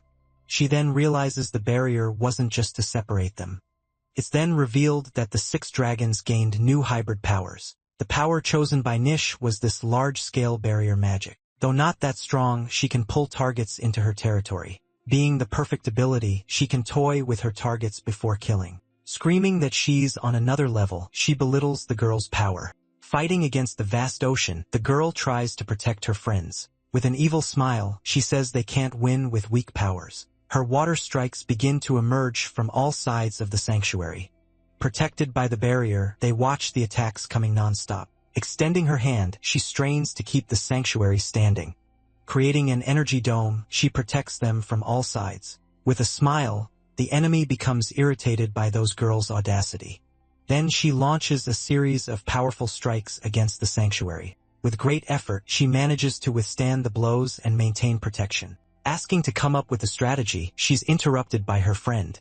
She then says she'll use her strongest spell to defeat the dragon. Grabbing her friend, she yells that none of them can win alone. Remembering the past, she says back then she was the first to fall. She says when she woke up, Asami was badly hurt after the fight. Crying, she screams she couldn't do anything while the two fought. Turning around, she says she needs to make up for being weak in the past. Determined, she says if she doesn't, she'll never be able to move forward. Surprised, she realizes her friend's words were for herself. With a sad look, Asami prepares to speak to the two friends. Asking them to listen, she says the fault for everything was hers. Turning to Lena, she says what happened was her fault. With a smile, she asks them to please blame her for the past. Faced with a strange energy, the two just watch the scene. Calling Misaki to leave, she asks if they're really going to abandon them. Explaining that the fight isn't theirs anymore, he says he already warned them. Shouting, she says that's not what she meant before. Asking her to feel the magic, they look at a large gate. Recognizing the energy, she realizes it's Captain Shin's magic. Surprised by the presence, he can't believe what he's sensing. Making a decision, she says she'll bring the captain as fast as possible. Agreeing with the girl, he smiles and prepares to leave. Saying he'll leave it to her, he runs toward his objective. Back in the present, she hopes Lena will be okay and watches her. Shifting to 2 years ago, the scene shows a guild building. With a sudden scream, she wakes up startled in the hospital bed. Beside the bed, 2 men say she's finally awake. Introducing themselves as mages, they say they need to discuss something with her. Still confused, she asks if she wasn't just taking the exam. Remembering the past, she sees herself in the middle of the fight against the demon. He then explains that Asami's ability went out of control at that moment. Not understanding anything, she listens to the man's words in shock. Back in the past, they were preparing for another attack attempt. Screaming Ares' name, she launches a spell toward her friend. With the buff applied, the demon seems to have gotten even stronger. With a terrifying look, the creature prepares to attack the girls. Screaming, the demon charges full force toward the 3 girls. Scared by the revelation, she looks at the 2 men in disbelief. Throwing down the newspapers, they show the news that came out about the incident. Shocked by the headlines, she sees what happened to her friends. Bringing her hands to her face, she says it was all her fault. He says that until she controls her power, the guild will watch over her. Warning it will take 5 years, he promises they'll take care of her. Screaming no, she refuses to accept that situation suddenly. Complaining, she says 5 years is too long for her to wait. Angry, she says that while she's there, her friends are suffering. She remembers that Erica and Lena are being criticized for no reason at all. Determined, she says she needs to go back and apologize to them right away. Looking at the two of them, she begs for help, saying she'll do anything. With great determination, she asks them to train her immediately.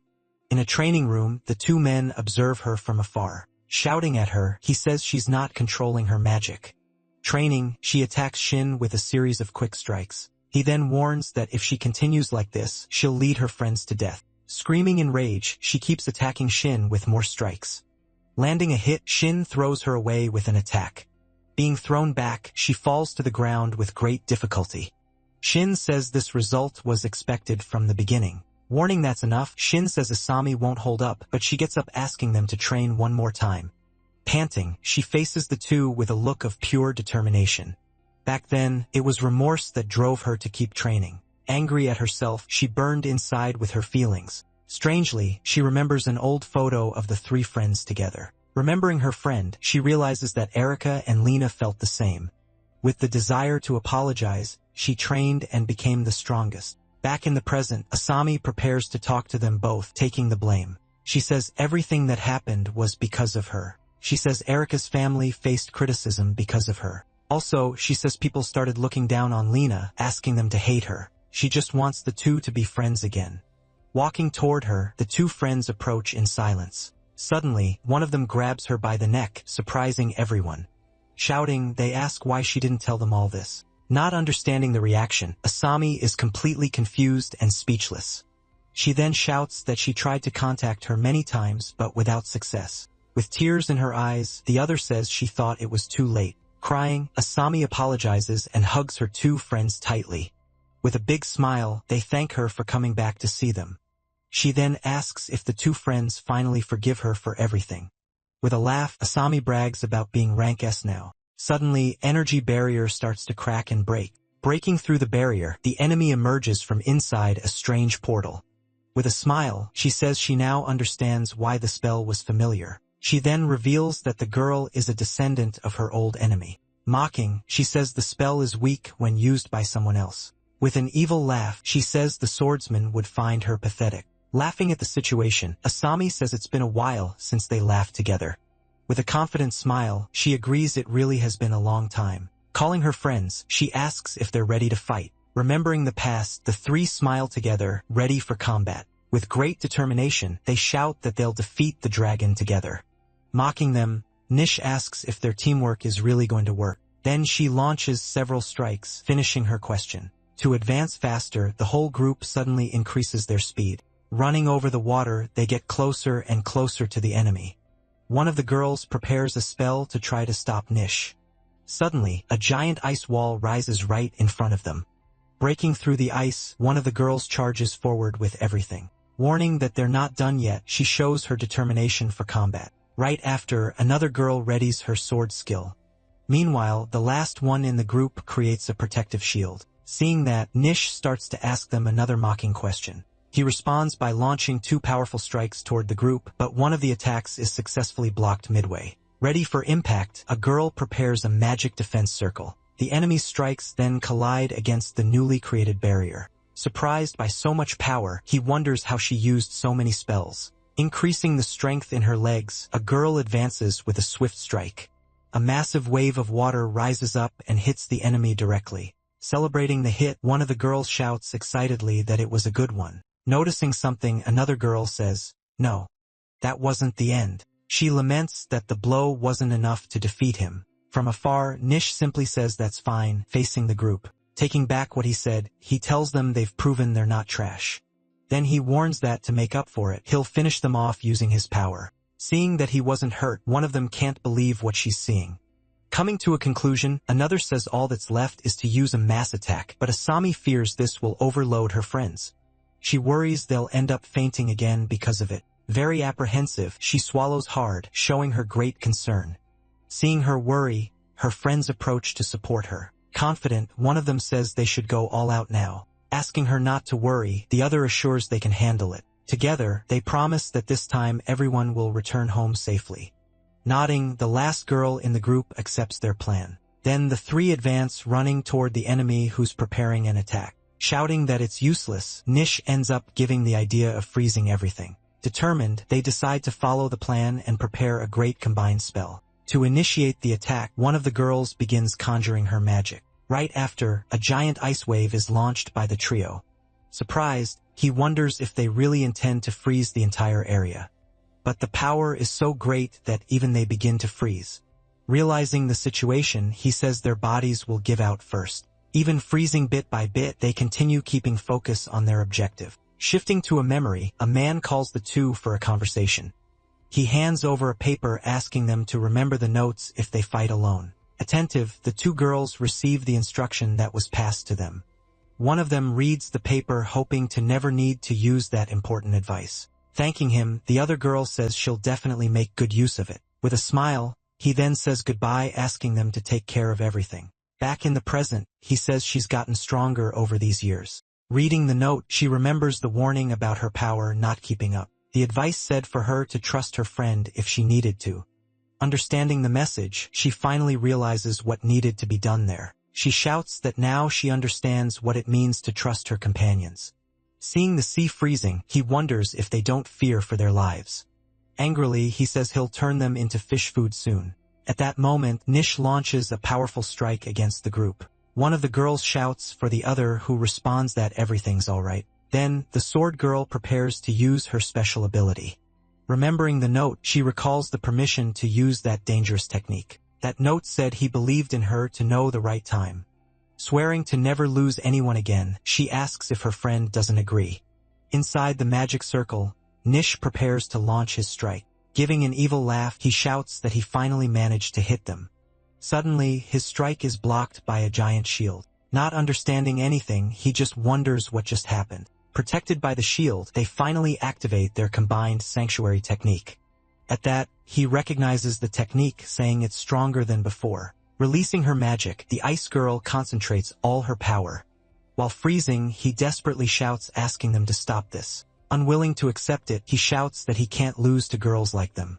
Even freezing, they say the enemy was strong but not strong enough. Smiling, she adds that the difference is having someone to trust. And Asami advances using several quick enhancement abilities. With his last breath, Nish curses the humans who defeated him there. Finishing everything, a flaming strike hits the enemy with full force.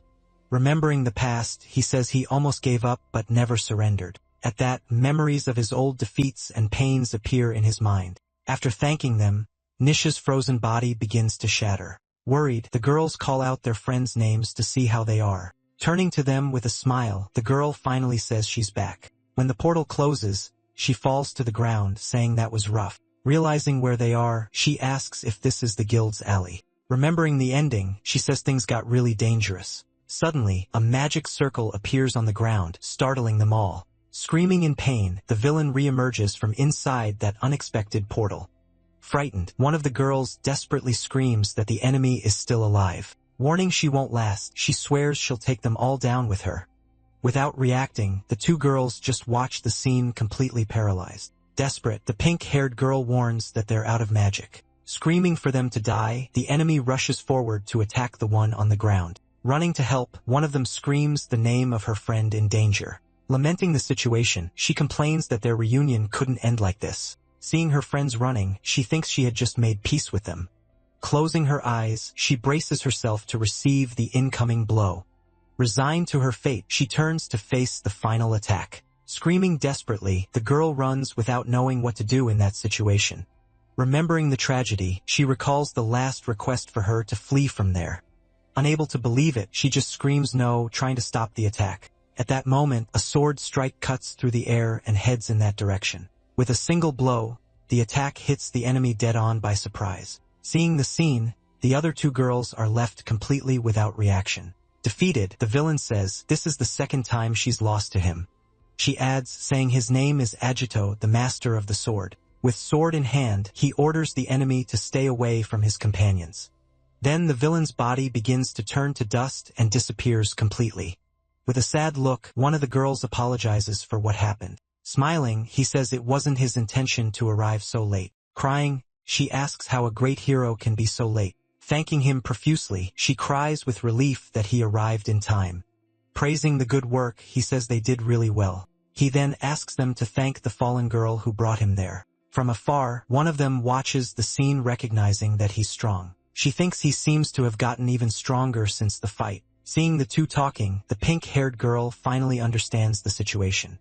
With surprise, she realizes that man is the master of the sword. Suddenly, a dark energy emerges and leaves all three very frightened. Without being shaken, he says the enemies finally decided to show their faces. Then a new warrior appears, saying everything went as expected. Then several portals open, revealing a large horde of dangerous monsters. Grabbing his sword, he comments that the villain calls for reinforcements when in danger. The captain advances, ordering him to leave all the monsters for him to handle. Through memories, he swears he doesn't intend to make the wrong decision anymore. He finishes the sentence, guaranteeing he'll never make the same mistake again. Giving a smile, he agrees and decides to trust his captain. Alone on the battlefield, the captain prepares for combat. Looking at the destroyed city, he faces the enormous horde of monsters ahead.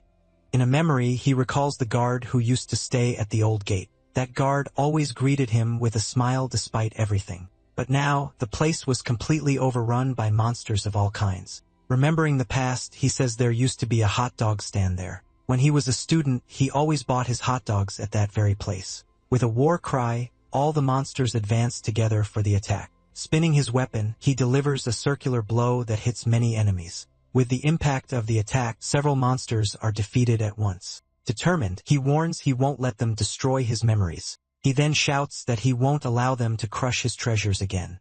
Watching from afar, one of the girls says the captain seems different. The other responds that the expression on his face just seems gentler. Asking if something happened, he responds, yes.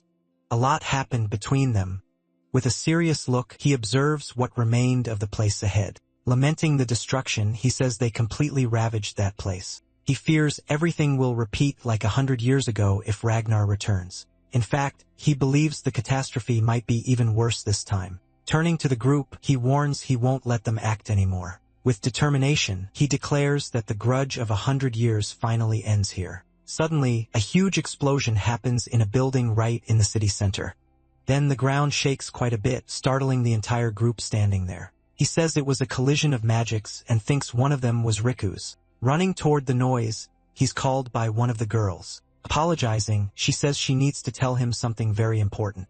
Not understanding, he asks her what happened. She then reveals that the important matter is about her great-grandmother. In a memory, she tells how her great-grandmother always told stories of her youth. In the stories, the two always appeared very happy and smiling at each other. But at some moments, her great-grandmother's expression would change and become sad. Explaining, she says her great-grandmother always became sad when talking about the swordsman. Her great-grandmother called him a fool for being reckless even without magic. She said he always relied on her help to heal himself, but in the end, he apologized and asked her to take care of everyone. Advising her granddaughter, she asks her to never forget to value her own life. She finishes saying that if he dies, the peace will be worthless. Crying, the great-grandmother says all the sacrifice will have been in vain. Hearing the story, he remains silent, processing the words he heard. Then she says he's the hope and asks him to promise something. Pleading, she asks that no matter what happens, he comes back alive. Smiling, she says that way he'll protect everyone's happiness. Changing scenes, a group discusses that only one of the 6 dragons remains. Knowing the dragon is strong, one of them says the fight will be decisive. Then the girl says she knows the fight is to protect everyone, but she asks him not to forget that everyone also includes himself. Surprised by what he heard, he can only say her name. Laughing, he asks if she ate something spoiled to say those things. Angry at the response, she lands a strong blow on him and calls him an idiot. Flying far from the blow, he shouts asking her to listen. Then he reveals he doesn't want to die either, leaving her quite surprised. He tells her he knows this fight won't be easy, but he says if he has to die to protect everyone, it'll be worth it. Clenching her fist tightly, she disagrees and says she doesn't accept that. Screaming, she demands he promise he'll come back alive for all of them. Seeing her expression, he's surprised and stares at her intently. Giving a slight smile, he finally promises he'll come back alive. He guarantees that this time he'll definitely succeed. To seal the promise, the two fist bump right there. From afar, the camera shows the scene of destruction where they are. Right in the middle of the city, a gigantic explosion suddenly happens. From a safe place, a man films the battle with his phone. With a smile on his face, he follows every detail of the confrontation. Arriving to help, a warrior prepares a magic attack circle. Another warrior is surprised, saying the opponent is stronger than he thought. Then two powerful strikes are launched toward the great enemy.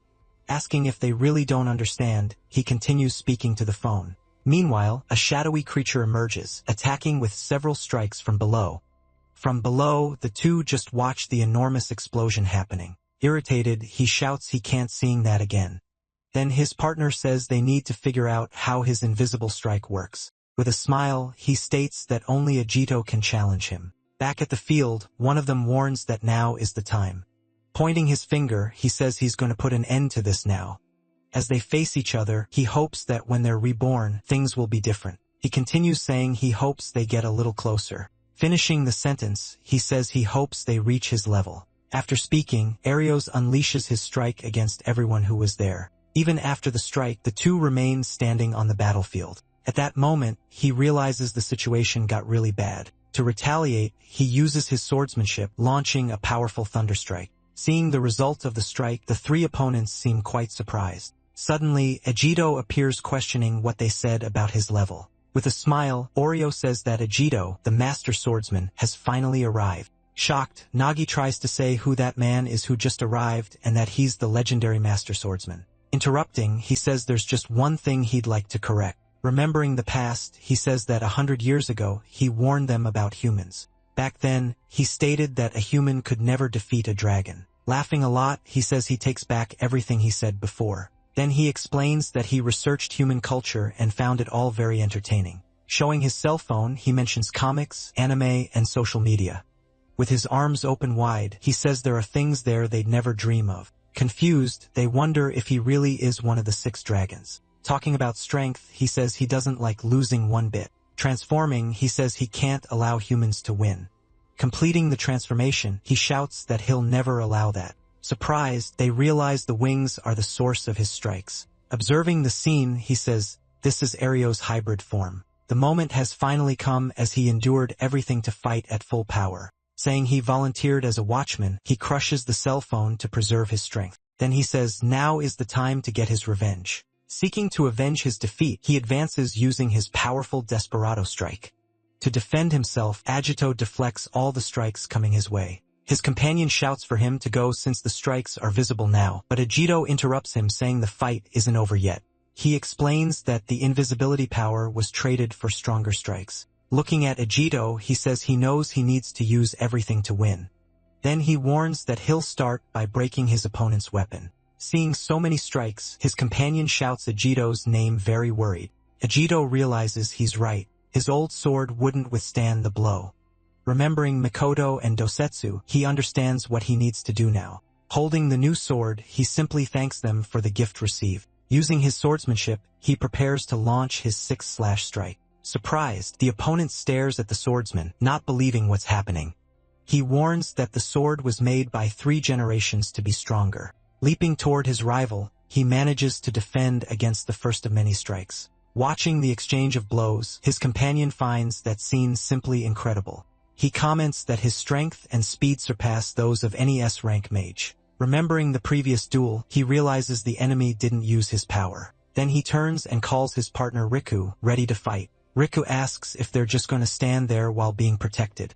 His partner reminds him of the oath they made when they were children. With a determined face, he prepares to finally enter the battle. Entering the fight, the two attack the enemy at the same time to help. Smiling, he says that wasn't bad and that he understands why they're rivals. Even so, he advances for another strong blow against the swordsman. Preparing a large attack, he asks if his rival can really withstand it. With a gesture, he sends all his strikes in Ajito's direction. To defend himself, he prepares as a giant circle appears in the sky. With a smile, he announces he'll use his celestial judgment strike. Then an enormous energy blast descends with full force in his direction. Using his Yatsurugi swordsmanship, he prepares his counterattack to defend himself. He launches his red cloud strike, creating multiple strikes that rise rapidly. Seeing the counterattack, Oreos shows surprise at his power. Right after the two powerful strikes end up colliding in a massive explosion. Even injured, he says his opponent really isn't an easy enemy. Seeing what happened, he says that's the true power of Oreos. Smiling, Oreos asks what he thinks of the city's current situation. From atop a building, he watches his enemy as the ground trembles. At that, several city buildings begin to crumble with the energy released. He realizes that can't be true, being the dragon god's magic. Oreo says the resurrection is near and asks why he stopped. Irritated, he prepares to finally advance against his great opponent. At that, he advances, clashing his sword against his opponents in a strike. Taunting, he says this is the price for leading the team alone. Then he continues, saying the fault lies in not training a successor. Laughing loudly, he shouts, that's why he'll be defeated. Suddenly, a dark creature appears in the middle of the battlefield. Right after, several dark creatures surround Oreos, who's already wounded. Attacking back, he unleashes multiple strikes against all the creatures there, telling him to stop talking nonsense. One of them calls him a cell phone addict. Attacking Oreos, he launches a strike and then attacks with the sword. Meanwhile, his partner laughs, saying he got him with that insult. Seeing the scene, Agito is surprised by his two partners' attitude. Shouting to Agito, they tell him to go and that they'll take care of everything. Insisting, he tells Agito to hurry because the hero needs to do his job. Very angry, Arios complains that the two are very annoying. From up above, he asks who they think they are to face him. Shouting together, the two begin to answer who they really are. Then they shout that they're the true pupils of the great master swordsman. Hearing the answer, Agito is completely surprised by their revelation. 6 years in the past, in the Hall of Heroes, the guild master introduces himself. Giving a speech, he says they are all S-rank candidates, the elite of the elite. He continues saying the future rests on their shoulders, but he's interrupted. A young Rika shouts that he's the strongest and deserves to be called master. At that, Nagi shoves him, saying he got lucky and that he'll be next. Then the two start arguing right in the middle of everyone. Very irritated by the fight, the guild master orders them both out. Punished in the hallway, they keep blaming each other for what happened. Over time, they realize the master was a hero because he was strong. A few years later, the students hear that a new S-rank gate has appeared. Scared, they remember that many died until Riku arrives and questions them. With a smile, he says the danger doesn't matter because it's a chance. He reminds them that he and Nagi already closed a rank gate before. In the room, a student asks Nagi what he means by quitting. He answers that he doesn't care about rank anymore and that he's going back. Questioning why he would go back, he remembers the training to become like the master. Irritated, he shoves him and yells that he doesn't know anything because he has talent. Remembering the battle, he yells that he's tired of all that and is going to die. He says if he wants fame so badly, he can go his own way alone. At that, the two are completely shocked by their teammates' attitude. Back in the present, he asks Riku if that still bothers him. With his hand on his face, he says it wasn't just about getting stronger. He remembers that when humanity was cornered, the sword master appeared to save them. Then he asks what Nagi thinks everyone thought at that moment. He answers that everyone thought the master would solve the crisis somehow. Agreeing, Riku says that's why he had so many companions at his side. He remembers the 4 great heroes, the blacksmith, and the countless soldiers who fought. But he questions why, unlike the master, no one ever follows their example. So he understands that to become the master, it's not just about strength. Nagi realizes that all this time, they only thought about getting strong like him. He says what they always admired since childhood was something greater. Then he adds, saying it was the life of the great swordmaster. He explains it was his way of protecting everyone around him. Suddenly, Riku stands up and shouts loudly in the middle of the room. Determined, he says he won't try to become the great master anymore. Shouting, he says instead he'll be the sword master's disciple. Turning to Nagi, he says they should follow his way of life. He says it's not too late and they'll have more chances to fight now. He explains he'll follow his master, saving as many people as he can. Nagi calls it a good idea, but Riku denies being a fool. With a smile, Nagi thanks Riku for the new perspective on life. Punching his shoulder, he says he won't leave him alone in this. Then he says he'll also be a disciple of the great sword master. From that day forward, they changed, understanding what they truly needed to do.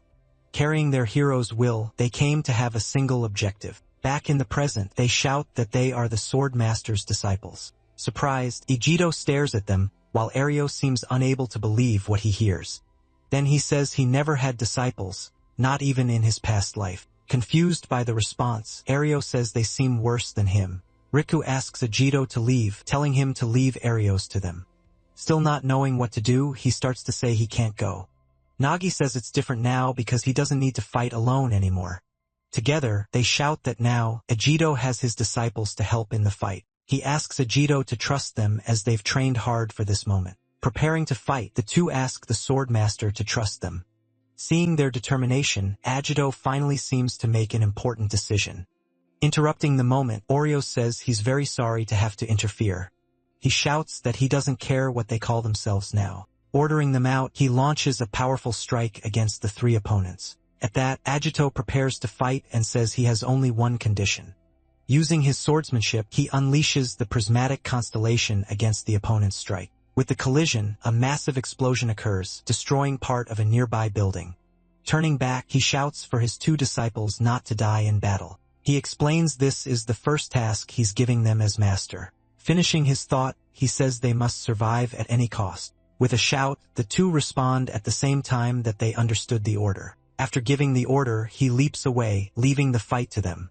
Down below, one of them tells the other not to get too excited about it. In the sky, Oreos warns that they're only beginning the great battle. He says he waited for many years to be able to fight the swordsman, but he complains that the two showed up and ruined the fight he wanted. Seeing the scene, the two stare at Oreos, who starts laughing at the situation. Suddenly, he gets very angry at what they did down there. Shouting that it's unforgivable, he launches a huge strike against the two disciples. At that moment, the two are hit head-on by several energy blasts. While being hit, he shouts asking for just 1 minute of time for his partner. Surprised, his partner asks if he's really going to do that right now. Confirming the plan, he warns that this time, he'll finish the fight for good. Then he reveals his special move, his powerful Thunder God form. Hit by the strikes, he says he already knows what his partner's technique is. Realizing the plan, he decides he'll also go all out against the enemy. Charging forward, he advances alone against the massive number of attacks coming his way. Oreos faces them, saying they don't even come close to the master's power. Determined to attack, he warns that he'll take down one of the two opponents first. Questioning Oreo's words, a dark energy begins to emerge around him. He shouts that's exactly why they're trying so hard. Activating his Dark Knight mode, he prepares to counter the strikes. His special ability is that of a mage who uses the power of darkness. Being one of his trump cards, Dark Knight mode is risky. He trades physical exhaustion and loss of control for an ideal fighting style.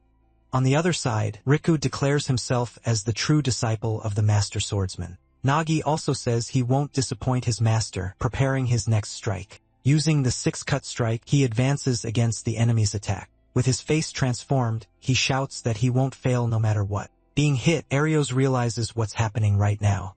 He recognizes that was the Master Swordsman's six-cut strike. In disbelief, he asks if he managed to imitate the technique alone without any help. Leaping toward Oreos, he prepares to use his final strike on him. Shouting that he's the master's disciple, he launches a powerful strike against Oreos.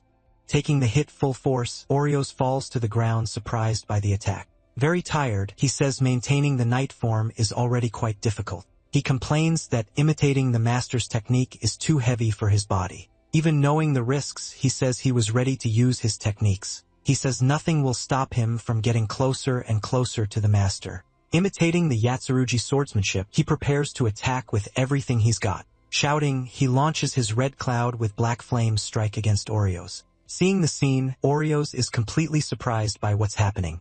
Completely breathless, he stands still in the middle of the destroyed battlefield. At that moment, his arm begins to crumble because of the power used. Observing the result of the strike, he faces the smoke rising across the field. Surprised, Oreo says he had no idea what was happening. Even all wounded, he says he needs to reassess his evaluation of his opponent. On his knees, he hears Oreo say that he's worthy of being a disciple, but he warns that the disciple is still far from reaching his master. Saying it's all over, he warns that he bought the time his partner needed. Not understanding, he hears his partner shout that he got him 1 minute. At that moment, a massive energy explodes, preparing the next phase of the fight. Shocked, Oreos faces the new power that just emerged before him. Confirming what happened, he says his partner is a true disciple. To counterattack, he uses his strengthening technique to change form. Completing the transformation, he finally activates Thunder God form. Remembering the past, he realized the master's technique was the final dawn. This is a difficult technique he learned to imitate with his power. His version of the strike is called Thunder God form, his supreme technique. In disbelief, he questions where all that power suddenly came from. Explaining about his form, he says it's not very efficient. Therefore, he warns he'll end everything in just 10 seconds. At that, Oreos remembers when he faced a dragon in the past. With great anger, he shouts that human beings are very irritating. Launching his strike, he attacks with Celestial Judgment once more. Dodging the strike, he prepares to counter the enemy's attack. Then he counterattacks, launching a powerful energy strike upward. In the collision, the two strikes end up causing a massive explosion at the site. His partner calls him from behind, leaving Oreos completely surprised. Now with Oreos surrounded, Riku prepares for the attack. In a double attack, they land several strikes on Oreos at the same time. While fighting, he says he didn't tell his master Ajito one thing. He remembers he was happy to learn he was the master swordsman, but he admits they're still too inexperienced to call themselves disciples. Being hit, he shouts he'll use this fight to prove his worth. Gathering all his energy, he prepares to finally introduce himself. Launching his strike, he shouts that he's Riku Oto, disciple of the master swordsman. With a determined face, he faces his opponent after launching the strike.